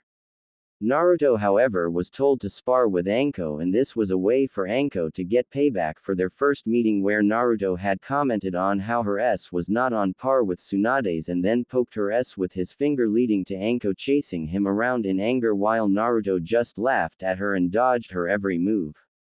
The spar this time was no different from the chase last time, as Naruto had once again just jumped around and dodged, not taking it seriously at all. The next 2 days Naruto had woken up alone in his bed and figured that Tayuya must have been out on a mission with Team 7. That meant that Naruto would probably be called out to save them in the near future, since they had a habit of running into missing nins on their C ranks. Hiruzen had returned to Konoha yesterday in a sour mood. The meeting with the Raikage had gone pretty well, but what made him a bit irritated was that he learned that Naruto had lied to him about what happened after the fight with Akatsuki. The Raikage, A, had been told by his brother Killer B that, "I took care of a cool little dude, his name was Senju, and apart from being a drunk he was a prude." I had never been told Naruto's real name, as both B and Hiruzen had only used the name Senju when speaking about him, while Yugito and Samui had only used pet names. What the Kages discussed during their meeting was the possibility of both their villages taking part in each other's Chunin exams. Hiruzen had agreed to let Kumo take a part in the upcoming Chunin exam in Konoha, but only with one team as a test run. Konoha and Kumo did not have the best of history, so Hiruzen wanted to be on the safe side. I had agreed to that on the condition that Konoha would only be able to send one team as well when it was time for Kumo to hold their own Chunin exams. Konoha and Kumo did not become allies in the same way as Konoha and Suna are allies after this meeting, but it was a start. If everything went smooth with the upcoming Chunin exams the next 2 years, they would meet for another meeting and see if they would further cooperate. Back in his office, the first thing Hiruzen did was to find the most boring C-rank mission that was available and then have one of his subordinates call for Team 12. Anko was a bit confused as she arrived with her students soon after that they had been called there. They had barely been able to finish up their first D rank for the day when they were called. "Hokage-sama." "Ah, Anko, just a minute," Hiruzen said, staring at Naruto, who was staring back at him. They started glaring at each other before Hiruzen handed Anko a paper with information of a C-ranked mission. At first Anko was happy because normally a team would not be sent out for AC rank this early after its creation, but as she continued to read the details she went from happy to upset. "Really? What have we done to deserve this?" Anko almost yelled. This was the type of C-ranked mission that every ninja hated. It was pretty much a D-ranked, except that it was in another village far away, so with the possibility of running into either bandits or others that could be a threat on the way to the mission, it was treated as AC rank. Hiruzen did not answer, instead he continued to stare down Naruto, who did the same. "You wanna go, monkey?" Naruto threatened with a wide foxy grin. The next few seconds scared the shit out of Hanabi and Midori as they saw something both terrifying and also, in their minds, incredible. Hiruzen had almost flew out of his seat, launching himself towards Naruto, who had taken a hit to his head before he disappeared in a puff of smoke. Appearing behind Hiruzen, he had used his favorite sword technique, Shishi Sunsun, and attempted to cut Hiruzen's left arm off from his shoulder, but instead he cut into a log before Hiruzen had reappeared behind Naruto and slammed his fist down on the top of his head, ending the fight. All of this happened in a few seconds, and the killing intent and speed was what scared the both girls. "What the hell did I do?" Naruto whined as he held his head. "Apart from visiting other hidden villages and not telling me about it. How about stealing all of my sake when I was gone, or tying my grandson and his friend on a cow and have it run around the village?" Anko sighed and said, "So he is the reason we get this boring mission then?" Naruto sat up and stared at Hiruzen and asked, "Do you have any proof? Are you going to deny it?" Hiruzen asked, "And lie to me once again?" Naruto shook his head. "No, I did it all, but I don't understand why you are mad about it." Naruto then explained that Hiruzen's sake deserved to be drank by him and that it tasted like shit anyway. The grandson and his friend must have been the two creatures he was hunting. They had it coming. Naruto being in another village was none of Hiruzen's business. Hiruzen had dropped the subject after hearing that since he figured Naruto would not listen to anything he had to say anyways. After telling them to get going, Hiruzen had stopped them for a second and held up a file. Look at this shitty brat. This is the team that Kumo will participate in the upcoming Chunin exams with, he said, holding up the file with a picture of Omoi, Samui and Yugito. Naruto, as he saw the picture, started sweating and lost all color in his face with his mouth open, looking terrified. He just stammered and pointed at the file, and his team had to drag him out of the office so they could finally get going. As they walked through the village heading towards the western gate, Anko explained the mission details. They were heading to the Tanzuki quarters, a town well known for its gambling opportunities, festivals and parties. Tanzuki quarters was the second home of Naruto's deceased mentor Senju Itama. Their objective was to clean in a casino, and that included every poker chip. After walking for a while on the dirt road outside of the village, Midori asked Naruto a question about something she had had on her mind for a while. "En Naruto Ku Taiko, is it true that you are sleeping with Tayuya and Ino?" She barely managed to ask as she was very embarrassed after asking such a question, but she had to know. Hanabi immediately stopped walking and snapped her head towards Naruto, eager to hear the answer. Anko was interested as well, but did not show it in the same obvious way that Hanabi did. Instead, she just smiled and waited for the answer. "Yes," Naruto answered, raising his eyebrow. "How do you know of this?" "I overheard Sakura and Ino talking the other day," Midori stuttered out, backing away a little, almost hiding behind Anko due to the way Naruto was staring at her. Anko laughed. "Wow, you are one lucky guy to have two girlfriends." "Huh?" Naruto's confused expression told them that he had no idea what she was talking about. "You said you were sleeping with them and they both know of it, so I just assumed." Anko began explaining. "What of it?" Naruto interrupted her. "If they want to sleep in my bed, they are free to do so. So long as they don't have any ulterior motives." "Oh no, I misunderstood the situation and now Taiko is going to be mad at me," Midori thought sadly. "Just sleep." Anko slapped her hand to her head. "How boring. I don't understand what is so special about them sleeping with him in the first place," Hanabi said and held up a finger. "I have slept with him for years already." Midori screeched. "Nonsense," Naruto said and began walking again. "It's true," Hanabi yelled before telling her story. It started when her big sister Hinata was saved by Naruto from a couple of bullies when they were a lot younger. Hinata had gained a huge crush on Naruto after that, and some years later acquired a mini stuffed version of Naruto. Hanabi had been jealous and had received on as well, and she always had it with her in bed. After hearing that story, Naruto walked faster than before while Midori laughed at Hanabi and Anko petted her on the head. "That's so cute." "Yes, it is," Hanabi said with a huge smile. "Who knew I would find a real one?" And ran after Naruto, hugging him from behind. Midori ran after them with a yell of, "Get off him." Soon after that they started running. Then a few hours later they arrived at the Tanzuki quarters and the casino they were going to help with the cleaning at. Very soon after arriving, something happened with Anko as she held her neck on her left side and screamed out in pain. "Anko-sensei." The girls screamed and ran up to her. "Dango," Naruto whispered and then snapped his head to a window. Outside stood a pale man with long dark hair that looked almost more snake than human. He was doing a hand sign, and that was all Naruto needed to hold the stranger responsible. Outside. "Was this really necessary, Orochimaru-sama?" Kabuto asked, adjusting his glasses. "I'm just saying hello to my old apprentice," Orochimaru answered with a chuckle. "Shunshingiri, teleportation / Naruto screamed as he put his sword through Orochimaru's stomach. Orochimaru did not even bother to dodge it, even if he easily could. Instead he chose to use his body replacement technique, Orochimaru Ryu no Kawarimi no Jutsu, Orochimaru-style body replacement technique. While getting out of his old body like a snake shedding its skin, Orochimaru laughed, "Kukuku," then said, "It seems my apprentice has an interesting student." Kabuto had already left the area because if he was around when someone from Konoha got there they would have to change their whole plan in the Chunin exams since Kabuto had an important part. Naruto chose not to answer, instead he threw a shuriken. Ninpo.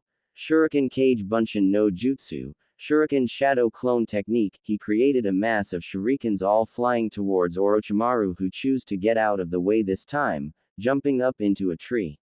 1 second later, one of Naruto's clone was standing behind Orochimaru, aiming his right index finger at the back of Orochimaru's head. Ninpo. Mizudepo no Jutsu. Water Pistol Technique. Naruto shot a small condensed bullet of water that would have gone straight through Orochimaru's head if he had not once again gotten out of the way. Such power, Orochimaru said, standing below the tree staring up at Naruto. Before Naruto answered, he was covered in red-orange chakra and his whiskers darkened as he was borrowing Kurama's chakra. Moving faster than he would using a shunshin, he jumped down towards Orochimaru with his sword in hand. Shishi Sunsun. Naruto shouted as he slammed his sword down at the ground as he had missed Orochimaru again. Orochimaru chuckled as he walked out from behind a tree. We will meet again, Uzumaki Naruto, he said before sinking into the ground and leaving the area. Naruto wasted no time as he used Ninpo, Kuchio's no Jutsu, summoning technique, to summon Gamakichi and Gamatatsu. I need you two to help me find a snake, Naruto told them and hanged into Orochimaru to show them exactly what he meant. The three of them then ran out of the Tanzuki quarters searching for Orochimaru. After a while, Naruto took out his bingo book and opened the page with Orochimaru's information. Orochimaru, one of the three Sanin's former teammate of Senju Tsunade and Jiraiya. Naruto read out loud with a big grin. Then he thought, this mission just got interesting, thanks monkey. With Anko and the rest of Team 12. A minute or so after Orochimaru had stopped the jutsu, the pain Anko was feeling from her curse mark disappeared. Anko-sensei, are you okay? Midori asked, seeing the panicked look on Anko's face. I'm okay, but we need to get back to Konoha as fast as possible, Anko answered. Then she took a look around the casino. Where did Naruto go? Hanabi, who was standing near the window, was a bit shaky as she answered. He was fighting with something that looked human, but I'm not sure if it was. What? Anko screamed. Come on, we have no time to waste. We are heading back to Konoha right away. And ran out of the casino. Yes, sensei. Both girls ran after her. Anko created a shadow clone which would take Midori and Hanabi back to Konoha while she went to look for Naruto. With Naruto heading northwest after leaving the Tanzuki quarters. This is so exciting, Naruto thought as he jumped from branch in a forest that was pretty close to Konoha. Naruto and the Toad brothers had split up earlier to quicken the search.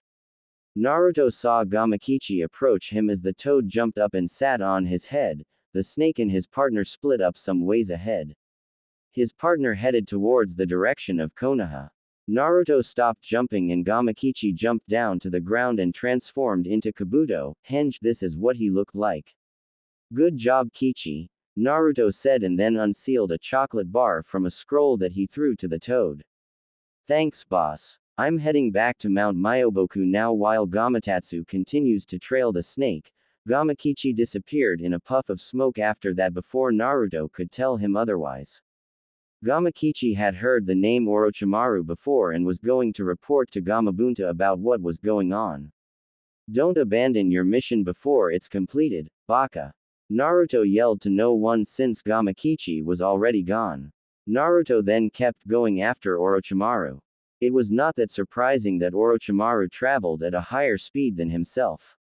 Still, Naruto managed to trail him all the way to the Valley of the End. At Valley of the End, Orochimaru met up with another sound ninja, Kimimaro. Good to see you up and running, Kimimaro-kun, Orochimaru hissed. Thanks, Orochimaru-sama. Did everything go as planned? Yes, apart from one thing that might be my fault. But now that you are here, you can fix it for me. There is an interesting young fellow following me and will arrive here soon. Take care of him. Orochimaru was well aware of Naruto and his summons trailing him. As you wish, Orochimaru-sama. Kimimaro saluted as Orochimaru walked towards Otogakur with a smile and thinking it was a waste to have Kimimaro kill Naruto off, but it had to be done or he would ruin the whole invasion plan. Kimimaro waited around 5 minutes before Naruto showed up with Gamatsu sitting on his head. That him? Naruto asked the toad as Gamatsu had reported earlier that Orochimaru had continued on while a new guy had arrived and was blocking the way. Yes boss, that's him. Okay. You can return now, Naruto said, and Gamatsu immediately asked, may I have a snack? Naruto unsealed another snack and gave it to Gamatsu before he disappeared in a puff of smoke. Those two are going to ruin me. Kimimaro was tired of waiting. It's unfortunate, but I'll have you die here. Hey, Naruto chuckled with a big grin. We'll see about that. Naruto wasted no time as he charged forward, unsheathing his sword, Shishi Sunsun. Naruto slammed his sword down on Kimimaro's left shoulder. Kimimaro had quickly used his left arm to take the hit and then removed the bone from his arm, shocking Naruto as he saw it. Naruto had no time to be surprised, however, as Kimimaro counter-attacked with the bone that looked like a small sword. Tsubaki no Mai, Dance of the Camellia. Kimimaro slashed Naruto in the stomach, leaving a big open wound with blood leaking out of it. Naruto jumped back and faced Kimimaro. I better get serious, Naruto thought as he had acknowledged that Kimimaro was strong. Just before Naruto moved once again, Kimimaro had noticed that the wound on Naruto's stomach had healed completely. Naruto's wound healed thanks to the Senju chakra from Itama and Kyuubi's healing power. When Naruto heals this fast, it takes the most from his Senju chakra, which is his reserve with the least amount of chakra. Naruto would only be able to heal a similar wound twice more before the Senju chakra reserve would be empty. Jumping high up in the air, Naruto threw a kunai towards Kimimaro. Ninpo, kunai kage bunshin no jutsu, creating a mass of clones of the kunai all flying towards Kimimaro. Kimimaro simply used his bone sword to reflect the kunais that was going to hit him, but he was not prepared for what happened next. What Naruto had actually done was creating a shadow clone that transformed Henge into the kunai that he threw. Naruto then created a mass of shadow clones all transformed into a kunai. The kunais quickly changed into shadow clones, all doing the same hand sign. Ninpo. Bunshin Daibakua, clone great explosion. All the clones exploded, creating a large fire that Kimimaro was stuck in. After a minute or so, the fire had calmed down and Naruto was able to see that Kimimaro had been able to lessen the damage by going under the ground to avoid the fire. But what shocked Naruto was Kimimaro's new appearance. He did not look human anymore, as Kimimaro had activated the second stage of the Cursed Earth Seal. I see now why Orochimaru-sama wanted you dealt with, Kimimaro said as the smoke surrounding him slowly disappeared, giving Naruto a better view of his new form. A young Konoha shinboy with so much power, you could be a problem for our future plans, Kimimaro said, and then ran at Naruto at an extremely fast, leaving after images behind him. Naruto had no time to reply to what Kimimaro just said as he was running at him.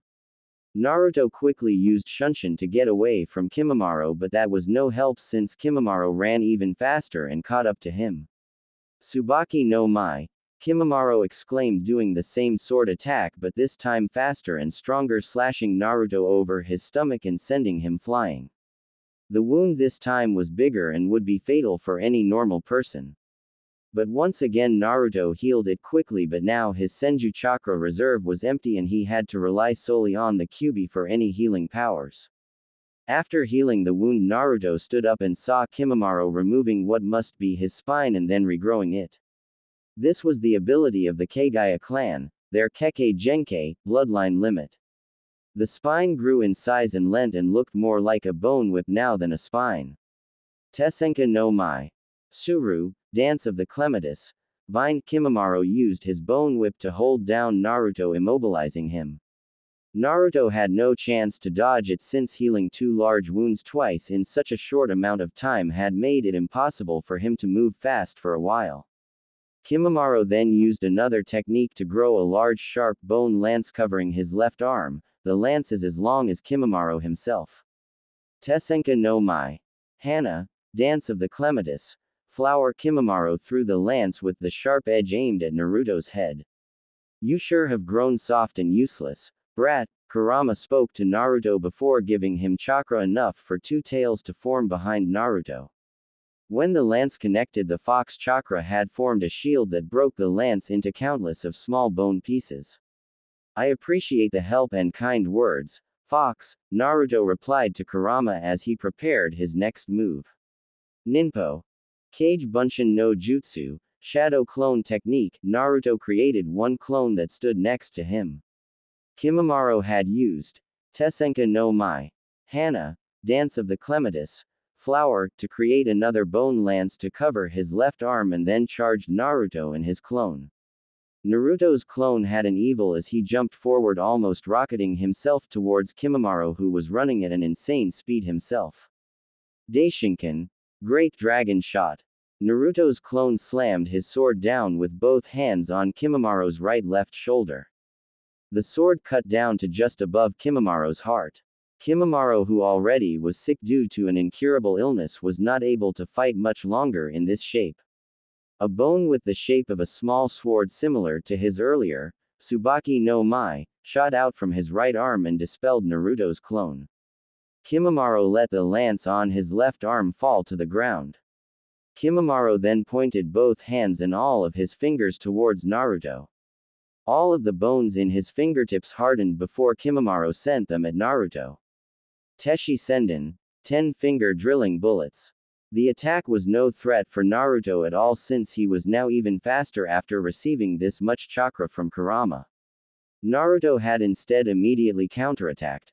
Shunshinigiri, teleportation / Naruto was not able to connect with the pointy edge of his sword that he aimed at Kimimaro's forehead due to Kimimaro being more ready this time. 6 small swords shot out of his arms and legs, this time all cutting Naruto in his arms, stomach and legs.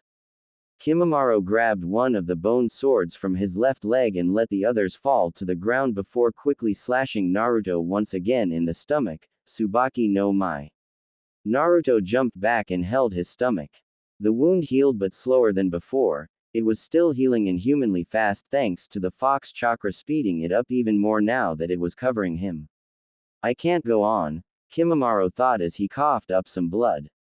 Trying to end the fight quickly, Kimimaro ran at Naruto once again with his bone sword.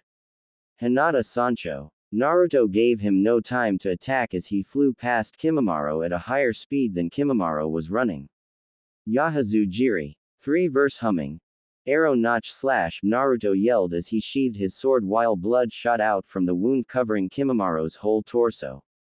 Forgive me, Orochimaru-sama, Kimimaro thought as he sank down into the ground. Meanwhile, the fox chakra covering Naruto disappeared. Naruto was panting as this fight had taken a lot out of him while he looked around waiting for Kimimaro to appear again. After a minute of waiting, Naruto reached for his shirt's pocket to grab the scroll where he had sealed some sake bottles. Just as Naruto did that, the ground fell apart and countless of huge bones covered the whole area. Naruto jumped far up in the air and instead of taking the sake scroll, he unsealed another scroll, the one holding the Raijin no Ken. Naruto threw down his regular sword into one of the bones and then stood on it. When Kimimaro appeared from another bone right next to him with another lance covering his left arm ready to attack him, Naruto yelled, "Why won't you die?" and then slashed the Raijin no Ken into the air, Sanjiraku Pondo Ho. His flying slash attack was combined with electricity coming from the Raijin no Ken and connected with Kimimaro, who was sent flying back from the force and did not get back up again. Naruto breathed out a sigh of relief as he noticed Kimimaro had finally died. Naruto then grabbed his sword and used Shunshin to get away from the bone field. Naruto was low on chakra now and very tired as he walked to a tree in the forest surrounding the Valley of the End and sat down leaning his back on it. He unsealed a sake bottle and took a sip. I'm coming for you next, Snake Bounty, he thought just before he fell asleep hugging his sake bottle. 5 hours after Naruto passed out, Renji a Sound Chunin and his friend Yatsuko a Sound Junin were patrolling around Otogakure. Did you hear about that bounty hunter? Renji asked. What did he do now? Yatsuko asked with a sigh. Renji laughed a little as he brought up a poster.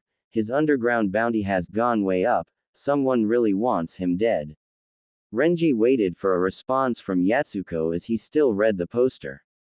When he looked to see what his friend was doing, he saw him kneeling on the ground with a sword being pierced through from his back to his stomach and a young blonde man standing behind him with a grin. Senju. The blonde whispered before cutting off Renji's head as he screamed in fear. Now where did that snake go? Naruto said to himself as he continued his search. These last two he had killed made the count 350 sound ninjas already. Flashback. 1 hour earlier, Naruto had been woken up by his sensei Anko as she had finally found him after hours of searching for him.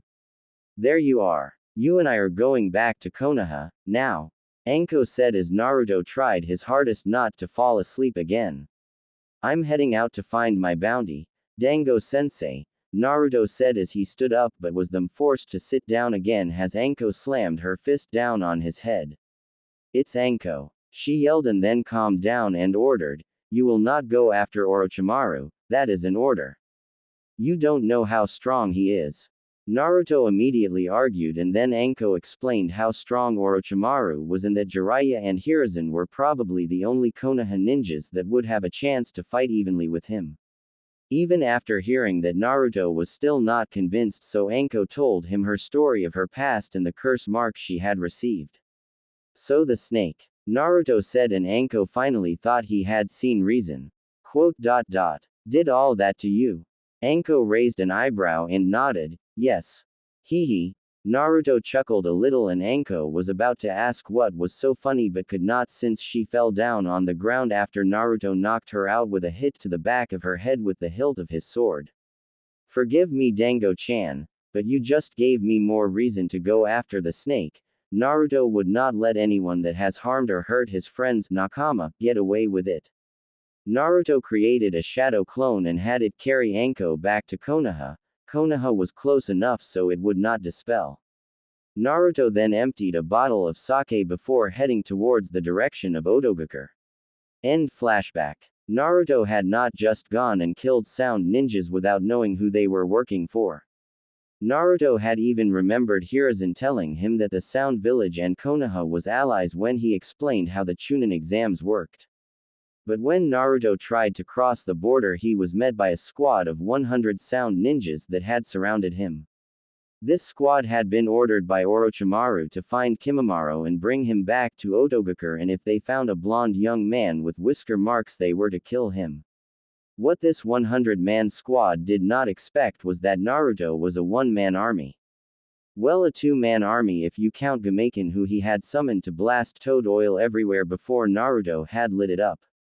Most of the squad had died just from the fire attack, while the rest had been taken care of by Naruto's clones jumping to each one of them before cutting their heads off or piercing them in the stomach.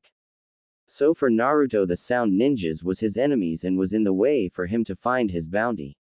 His precious record bounty that would give him enough money to buy sake that would last for a long time. Naruto had also decided to interrogate one of the sound Junins before killing him. He had found out about Sound and Sans Suna plan to invade Konoha after torturing the poor Sound ninja.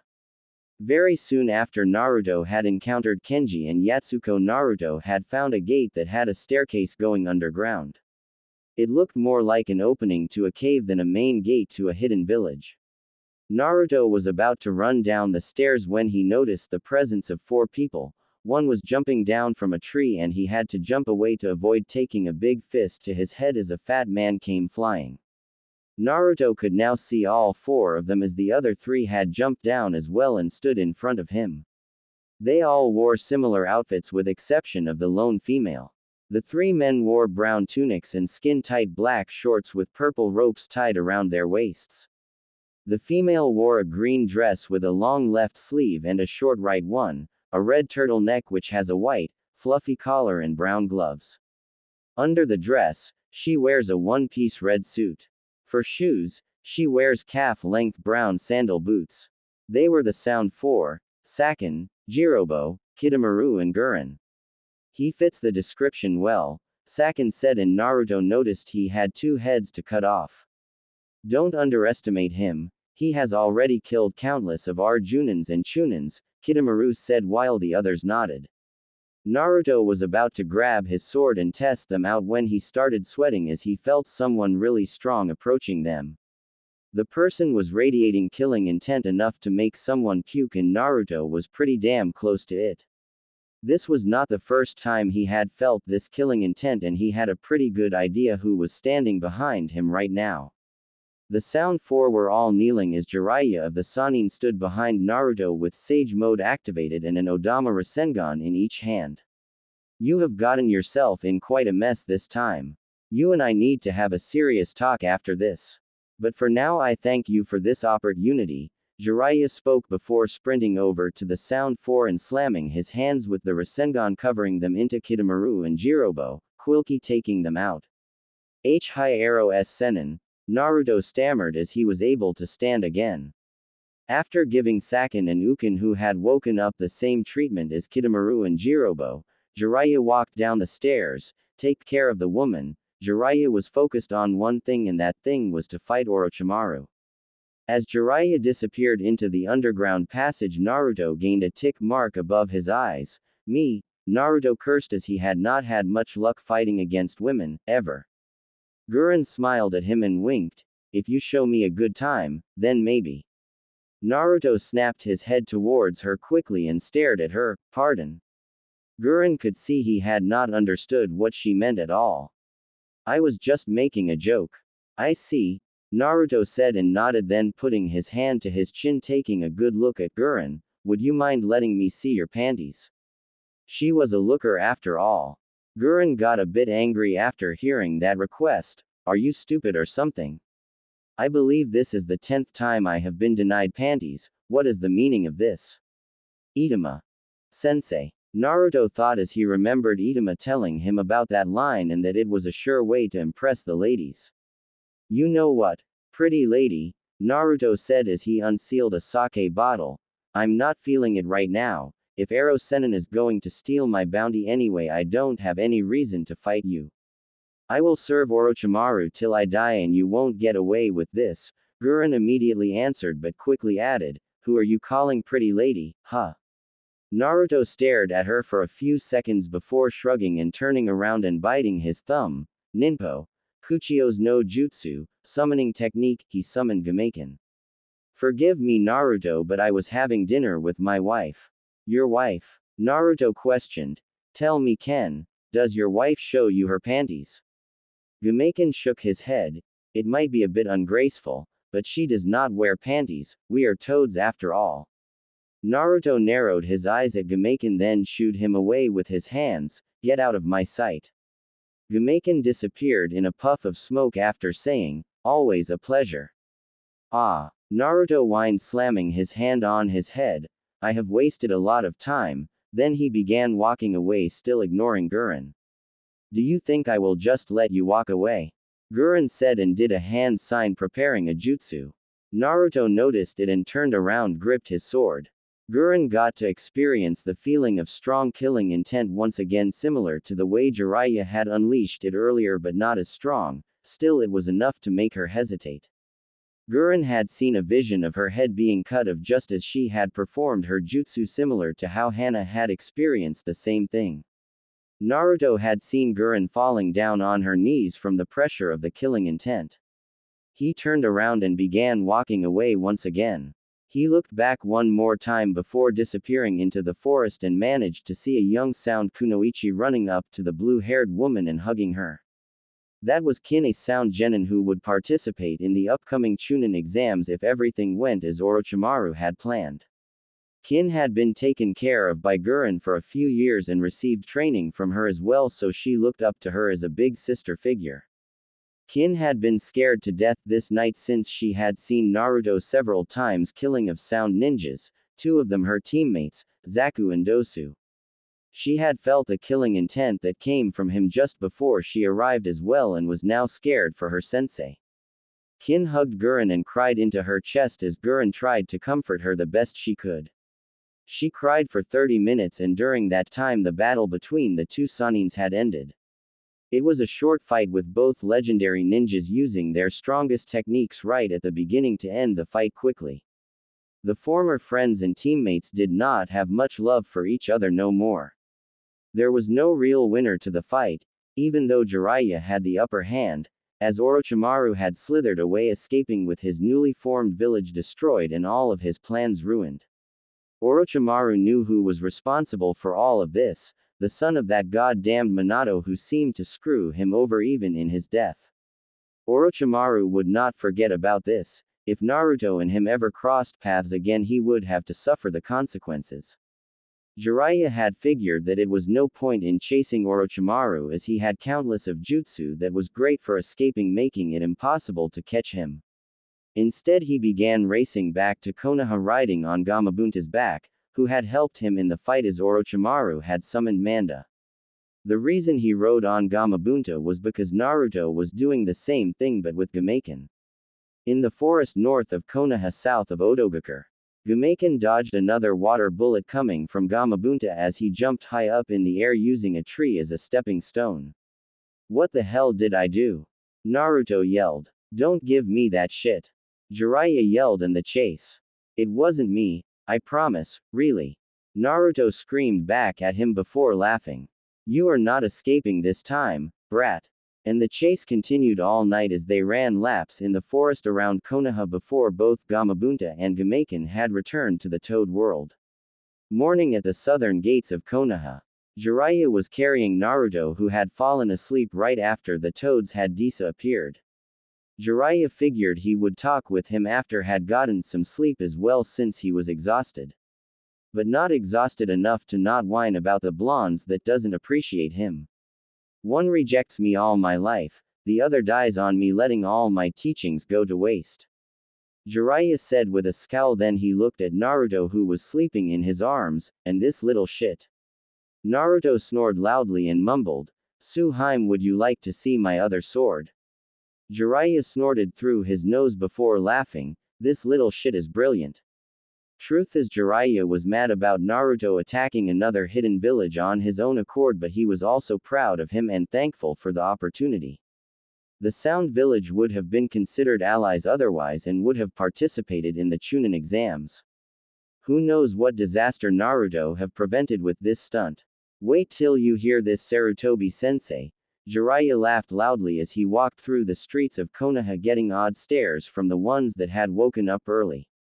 When Naruto woke up the next morning, he had slept for nearly 24 hours straight. Lately it was kind of normal for Naruto to wake up with something hairy in his face, such as the back of Tayuya's head, but this time it was something different and very unpleasant. Jiraiya's hairy right foot was dangling above his nose as he slept on the other side of his bed, having taken his quilt from him. Naruto jumped out of the bed and then coughed as he glared at Jiraiya before throwing the bed over with Jiraiya in it. "I will have your head on a spike, Arrow Sennin." Naruto yelled before jumping Jiraiya, who had just woken up and was fast enough to dodge. Jiraiya nursed his forehead with his right arm as he yawned and said, "Is that how you wake up your godfather?" "It is when you are in my bed. Apart from me, only females are allowed." Naruto yelled as he looked around for his sword.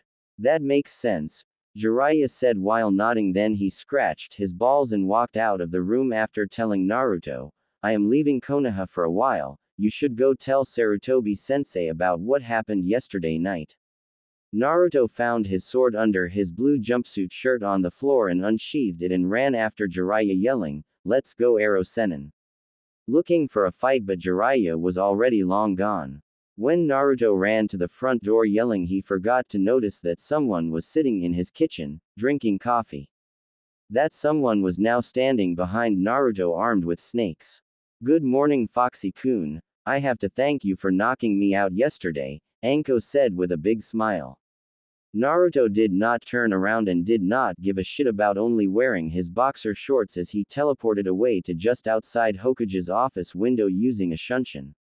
Naruto jump-kicked through the window to get inside with Hiruzen yelling, "Will you stop that shitty brat?" Hiruzen laughed at Naruto, "Is that your new outfit? Truly befitting of a swordsman like yourself." Naruto, who stood in his toad boxers, only ignored that comment and instead told Hiruzen about what happened yesterday at Sound Village. He made a point of everything being Arrow Sennin's fault for letting the snake bounty get away and that Naruto should get permission to go after him and execute him. For once, Naruto did not leave out any of the information, such as Sound and Sand's plan to invade Konoha that he had found out after interrogating a Sound Junin. Hiruzen was going to ask Naruto some questions, but Naruto did not give him the chance as he jumped out the window heading towards his home to put his clothes on and grab his important things, his sword and sake, and then hide for a week. That plan was ruined since Anko, who was one of the two he would be hiding from, was still in his apartment when he got back. Anko was sitting in his kitchen once again when Naruto got there, so he gave up as he crossed his arms above his chest and said, "Do you worst, I can take it." Anko chuckled. "That sounds fun." She then licked her lips before shaking her head. "I am not mad about yesterday. Jiraiya-sama told me what happened, however I want you to do me a favor now." Naruto closed his eyes and said, "Name it." Anko then explained that she had talked to the other senseis of the rookie genins and they had agreed to Anko's idea to train for the Chunin exams. What they would be doing was all the teams would be split up and then they would create new temporary teams and complete a task. The reason for this training was because any Chunin should be able to be prepared for situations where they have to work with people they had not worked with before. "Sounds easy enough," Naruto said. "Yes, but I also need you to be on your best behavior." "What do you mean by that?" Naruto asked with a raised eyebrow.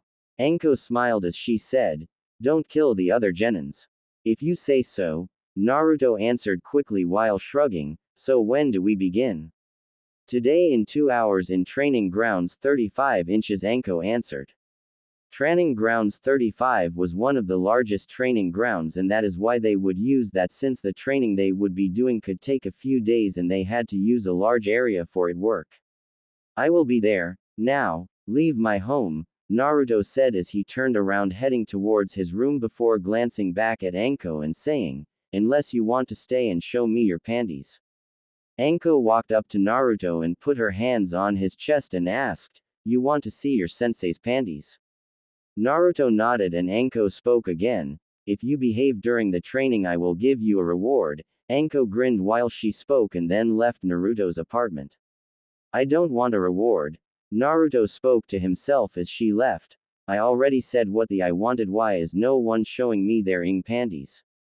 After Naruto put his clothes on, he glanced at the clock in his kitchen and saw that the time was 9 a.m. and decided now was a good time to go to Ichiraku's to get some ramen and booze. And that was what Naruto did, devouring ramen bowl after ramen bowl and emptying countless bottles of sake as Tuki watched on with dollar marks in his eyes. But everything good must come to an end, and it did when Naruto asked Ayame to show him her panties as well, and Tuki had chased him out of the ramen stand with a frying pan before Ayame had the chance to agree. It was a chance for Ayame to get Naruto's attention away from the old red-eyed black-haired hag, also known as Kurenai, who Naruto had visited Ichiraku with before, Ayame's new love rival. Naruto was on his way towards the training grounds Anko had told him to meet up with the others. But like always, Naruto got lost and ended up on a different training ground. Naruto saw a group of 4 people who he immediately recognized to be Team 7. Naruto slowly walked up to them, and the closer he got the greener it became, and he was disturbed by the amount of big eyebrows. Taking a closer look, Naruto noticed this was not Team 7 at all. It was just 2 of them. Naruto nodded to Guy, Yo Karakashi, then to Lee, Uchiha. Naruto then narrowed his eyes and concentrated as he stared at Neji, Imouto-san. Then he smiled as he walked up and shook hands with Tenten. "I don't believe we have met." Tenten, who had been laughing as Naruto had arrived and given her teammates those nicknames, smiled at him. "Tenten," she said as they shook hands. Naruto took a look around the training grounds. "Where are the others?" he asked. Neji was not very happy with Naruto calling him Imouto-san, or little sister, and made a point of it as he asked, "Dofus, are you lost or something?" Naruto sat down and quickly unsealed a sake bottle from his scroll and said slowly with a sigh, "You tell me." Lee, see that? That is extremely unyouthful. Don't do things like that, Guy instructed. Hi Guy sensei. Lee saluted. I believe you should remove yourself from the training grounds before I do it for you, Neji threatened. Don't be rude Neji, Tenten yelled. Naruto raised an eyebrow as he stared up at Neji who had gotten in front of him. What's up your today Imauto-san? Ah there you are, Kurenai said as she came running into the training grounds. Everyone is waiting for you. Good timing as well because Neji was already in his Juken gentle fist stance and ready to strike Naruto. Naruto pouted as soon as he heard Kurenai's voice and tried to ignore her, but it became harder and harder as Kurenai got closer. Morning Guy-san, training your students? Kurenai asked Guy, who answered with an enthusiastic nod, yes Kurenai-san. Today is a very youthful day for training. Kurenai's eyebrow twitched. Hey, she laughed. I see, she said before sitting down in Naruto's lap and whispering an order. Carry me to training grounds 35 now. Wanting to get away from Guy and his team as soon as possible, they were also late, or more like Naruto was late and the others were waiting. Meh, Naruto responded and drank some more of his sake. It wasn't until Kurenai started dragging his right ear hard that he stood up with her in his arms and began running. Okay, god damn it, Ona. He yelled as she had still to let go until they were out of Team Guy's view. Naruto seems to have grown up in an interesting way, Guy spoke in a low tone to himself when they had left. Who was the bitch? Tenten asked with a yell, obviously referring to Kurenai, but Neji thought she meant Naruto. I have no idea, but I believe I have seen him somewhere before, Neji answered and gained a thoughtful look as it tried to remember. Guy-sensei, Lee said to get his attention. Yes Lee. Guy responded. I don't like that guy at all. He did not appreciate being called Uchiha or that Naruto was allowed to carry such a beautiful lady as Kurenai, and his teammate Tenten seemed to have fallen for him already. I will make him my rival from now on. That's the spirit, Lee.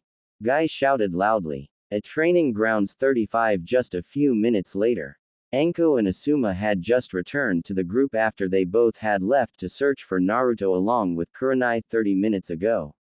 Everyone was here now except Naruto and Kurenai, who had still to arrive.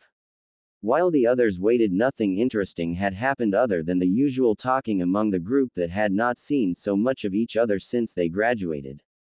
There was however a small fight between the Uchiha siblings after Sasuke had insulted Midori like he had many times before.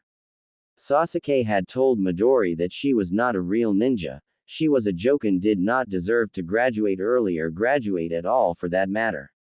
That comment had not only angered Midori but Hanabi and Kiba as well, due to Kiba having a small crush on Midori and Hanabi, who was in almost the same situation as Midori, both having graduated early.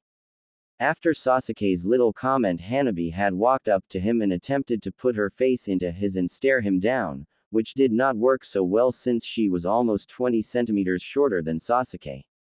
Sasuke was not intimidated, to say the least, when Hanabi asked, "You asking for a fight, Uchiha? What is this? Your second teammate?" Sasuke had asked Midori before, laughing, "Your whole team is a joke." Midori was ready to charge in and help her teammate as Hanabi had gotten into the Juken, gentle fist, stance as she held her left hand with her palm open towards Sasuke and her right hand behind her back. Hanabi, stop.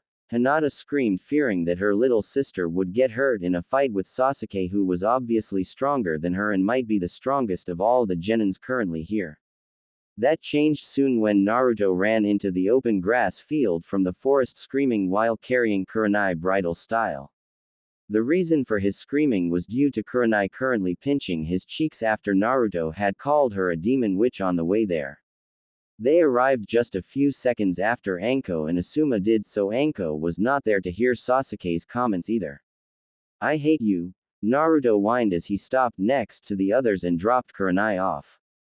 Kurenai snapped her head towards Naruto and glared at him. What was that?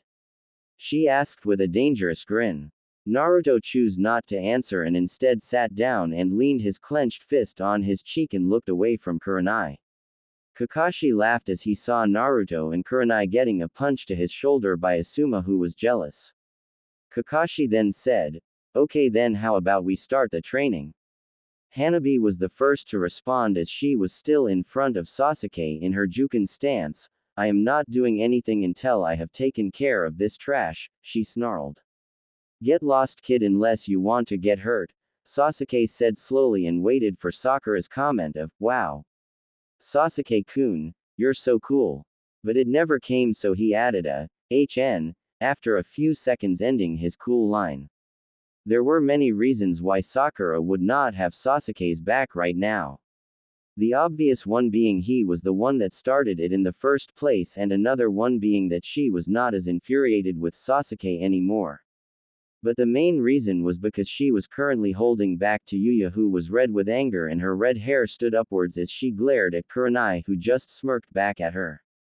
Shikamaru had to hold back Ino, who had the same reaction as to Yuya, while Hinata just stood there gaping at Kurenai in confusion. "What is Kurenai-sensei doing with my Naruto-kun?" she thought angrily. While that was going on, Naruto had glanced towards his teammates and noticed that Midori looked very upset and close to tears, while Hanabi was obviously angry at the Uchiha runt in front of her. Naruto walked up to Midori and nudged her on the shoulder to get her attention. "Something wrong, Uho?" Midori shook her head as she spoke. "No, it's nothing, Taiko." Naruto could easily hear that she was upset and close to crying. "What are you saying, Midori baka? This trash called our team a joke." Hanabi yelled and pointed at Sasuke, who had a smug grin as he spoke in a cool tone. "HN." Naruto stared at Sasuke for a few seconds. When Sasuke noticed it, he stared back into Naruto's eyes and almost instantly he fell down to the ground as he was unable to stand after Naruto had released killing intent that only directed at him. Sasuke was also treated with a vision of his head being cut off after Naruto had used Shunshin to get behind him and then cut it. The Junins had a pretty good idea what had just happened, while the Genins was confused, with the exception of Kiba, who just laughed. "Wow, you're such a wimp, Sasuke-chan." "Shut up, runt." Sasuke snarled as he got up on his feet again, this time choosing to cross his arms above his chest and look down on the ground. "Okay, Anko," Naruto said, having had enough. "Get this thing started or I'm leaving. I have an old pervert of a Sennin to hunt down." "Okay, listen up, brats," Anko said cheerfully and began explaining how the training exercise worked. As mentioned earlier, they will form 4 new temporary teams just for this exercise. Each team would then receive a flag with the Konoha mark on it, and the goal was to take as many flags as possible from the other teams. If one team was to lose their flag, they had 3 hours to get a new one, either by taking it from another team or taking it from one of the Junin teams. The Junins would be split up into 2 two-man teams. The Junins would of course not go all out during the fights, instead they would give out a flag to a team if they think they had deserved it after showing good teamwork or good skills. The Junin teams also had one more part in the exercise, which was to sabotage for the Genin teams. The exercise would last a maximum of 3 days and nights, but it would end sooner if a Genin team had taken all the flags from the other Genin teams. Anko then began naming Genins and putting them into their new teams. Team 1 was Uchiha Sasuke, Aburame Shino and Nara Shikamaru. Then Team 2, Uzumaki Yuya, Yamanaka Ino and Uchiha Midori. Team 3, Hyuga Hanabi, Inuzuka Kiba and Haruno Sakura. And the last Team 4 was Uzumaki Naruto, Akamichi Choji and Hyuga Hinata. When Anko was done explaining, Shikamaru sighed and let out a troublesome before asking, "Any rules?" Anko shook her head. "No, but try not kill each other," she said, the last part looking directly at Naruto, who nodded back at her with a big foxy grin on his face. Kakashi then gave each team a white flag with a black Konoha mark on it. Each team was also given an unpacked tent which they could sleep in if this would go on for days. Sarutobi Hiruzen sat in his office with a letter in front of him. The letter was an explanation letter from Suna, Sand, village with information about their cage being found dead and that they had been deceived by Orochimaru from the start. It was still very important that Konoha and Suna remained allies for both villages, and that meant that Hiruzen and his advisors would have a meeting with the people in charge in Suna soon. Something else that bothered Hiruzen and made him hate his job even more was that the spy that Naruto had mentioned in his report, Yukushi Kabuto, had left Konoha yesterday without any traces. Who knew what kind of information he had on Konoha? Now Hiruzen would have to change up a lot of things concerning their security. But all of that would have to wait for tomorrow. Now Hiruzen had more interesting things to do as he readied his glass ball to spy at Naruto. Hiruzen was interested in how Naruto would fare in this, what Hiruzen thought was a brilliant training exercise that Anko came up with. With Team Naruto, Team 4. After splitting up from the rest, Naruto, Hinata and Choji were walking down a narrow path in a forest area. Anyo W, what's the how are we? Hinata began asking but could not finish before Choji did it for her. What's the plan? Naruto grinned and said, I don't know about you two, but I'll be drinking some beer and sake and then pass out. Hopefully wake up once this is over. Choji's sweat dropped and said, great. Earlier Choji had thought that Naruto would have been a great replacement for Shikamaru, who did all the thinking for him. But it turns out he might be as if not even more lazy than Shikamaru. Naruto raised an eyebrow as he saw Choji's reaction. Oh. He responded, you don't like the sound of that, Chaka? Naruto asked as he unsealed a scroll and took a beer from it. Anyo and Naruto-kun, Hinata stammered and got his attention as he snapped his head towards her. Yeah. Hinata blushed as Naruto stared at her. The G goal is to get the flags from the other T teams, she said in a low tone, almost a whisper. That's right, you can rest after that, Choji added, then decided to hide behind Hinata due to the expression Naruto wore. Eep. Hinata screamed and jumped to hide behind Naruto to get away from Choji. Naruto stopped glaring at Choji, then put a hand to his chin in thought, then after a moment said, so if I gather all the flags, I can rest? Naruto asked slowly, which Choji answered to with a nod. I see, Naruto said, taking Hinata's hand away from him as she had hugged his stomach from behind. Then this is what we'll do. Naruto then began explaining his plan to his temporary teammates. With Team Sasuke, Team 1. Sasuke, Shikamaru and Shino had already decided who to target. Sasuke and Shino would go after Team 3 with Kiba, Hanabi and Sakura in it. Shikamaru had kindly offered to go after the Team 2, the team with only girls in it. If Sasuke and Shino knew Shikamaru better than that, they would have never agreed to it, because for Shikamaru there would be nothing more troublesome than having to fight 3 girls at the same time. Shikamaru's plan was to climb a large tree to hide and stare at the clouds, hopefully until the 3 days were over. Sasuke said with a smirk, we will meet here again once we are done. All right, Shikamaru answered with a yawn, waving to them as they left. Sweet, Shikamaru thought as he turned around and walked up to the largest tree he could see. If only I could fly so I wouldn't have to use chakra to walk up this tree, Shikamaru thought as he gathered some chakra and began walking. That's one, was all Shikamaru heard before everything he could see was darkness due to something covering his eyes. Sasuke and Shino got the same treatment. They had not gotten far from where they split up with Shikamaru earlier as someone covered their eyes and carried them off. That's 3. Troublesome, Shikamaru muttered, knowing exactly who it was that had captured him and his teammates. With Team Kiba, Team 3. Kiba, Hanabi and Sakura all had different thoughts on which team they would target first.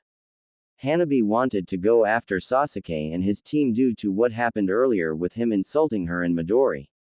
Kiba wanted to go after Naruto due to him being the strongest. He wanted it to prove that he was in fact the strongest genin around. Also the fact that Kiba's sister, Hana, keeps bothering him about Naruto all the time might have something to do with it. Sakura's choice was to go after Ino Pig and her team, since that was clearly the weakest team from the ones they could choose. In the end, they decided to listen to Sakura after she had screamed and threatened to flatten them both to the ground if they did not listen. Due to them arguing so much, they left their starting position 10 minutes later than Sasuke and his team did.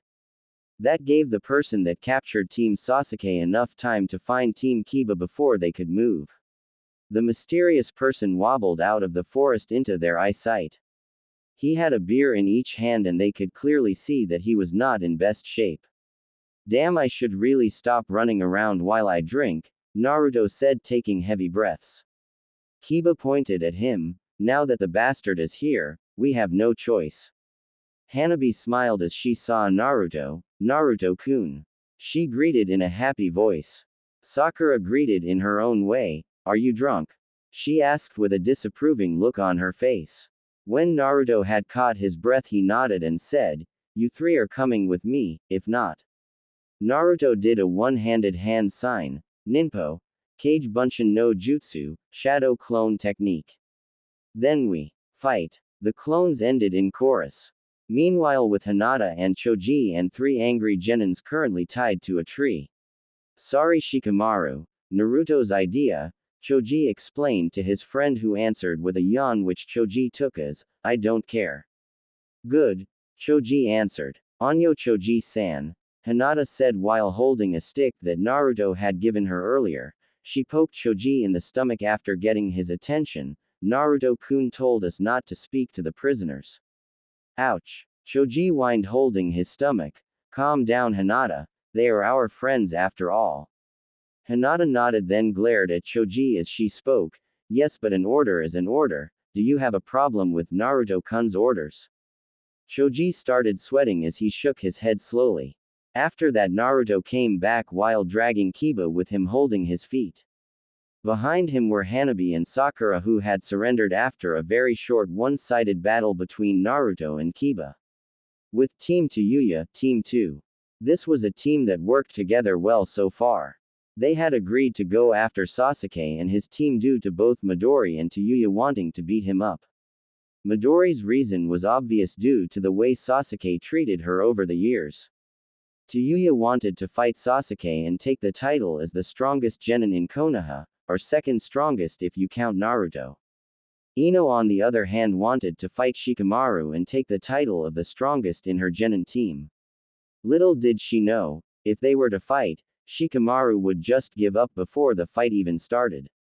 But going after other teams and getting their flags had to wait because of their recent discovery. They had found an onsen, hot springs, located behind a mountain, and all 3 of them agreed to take a bath. As the girls stripped out of their clothes, only leaving their underwear on,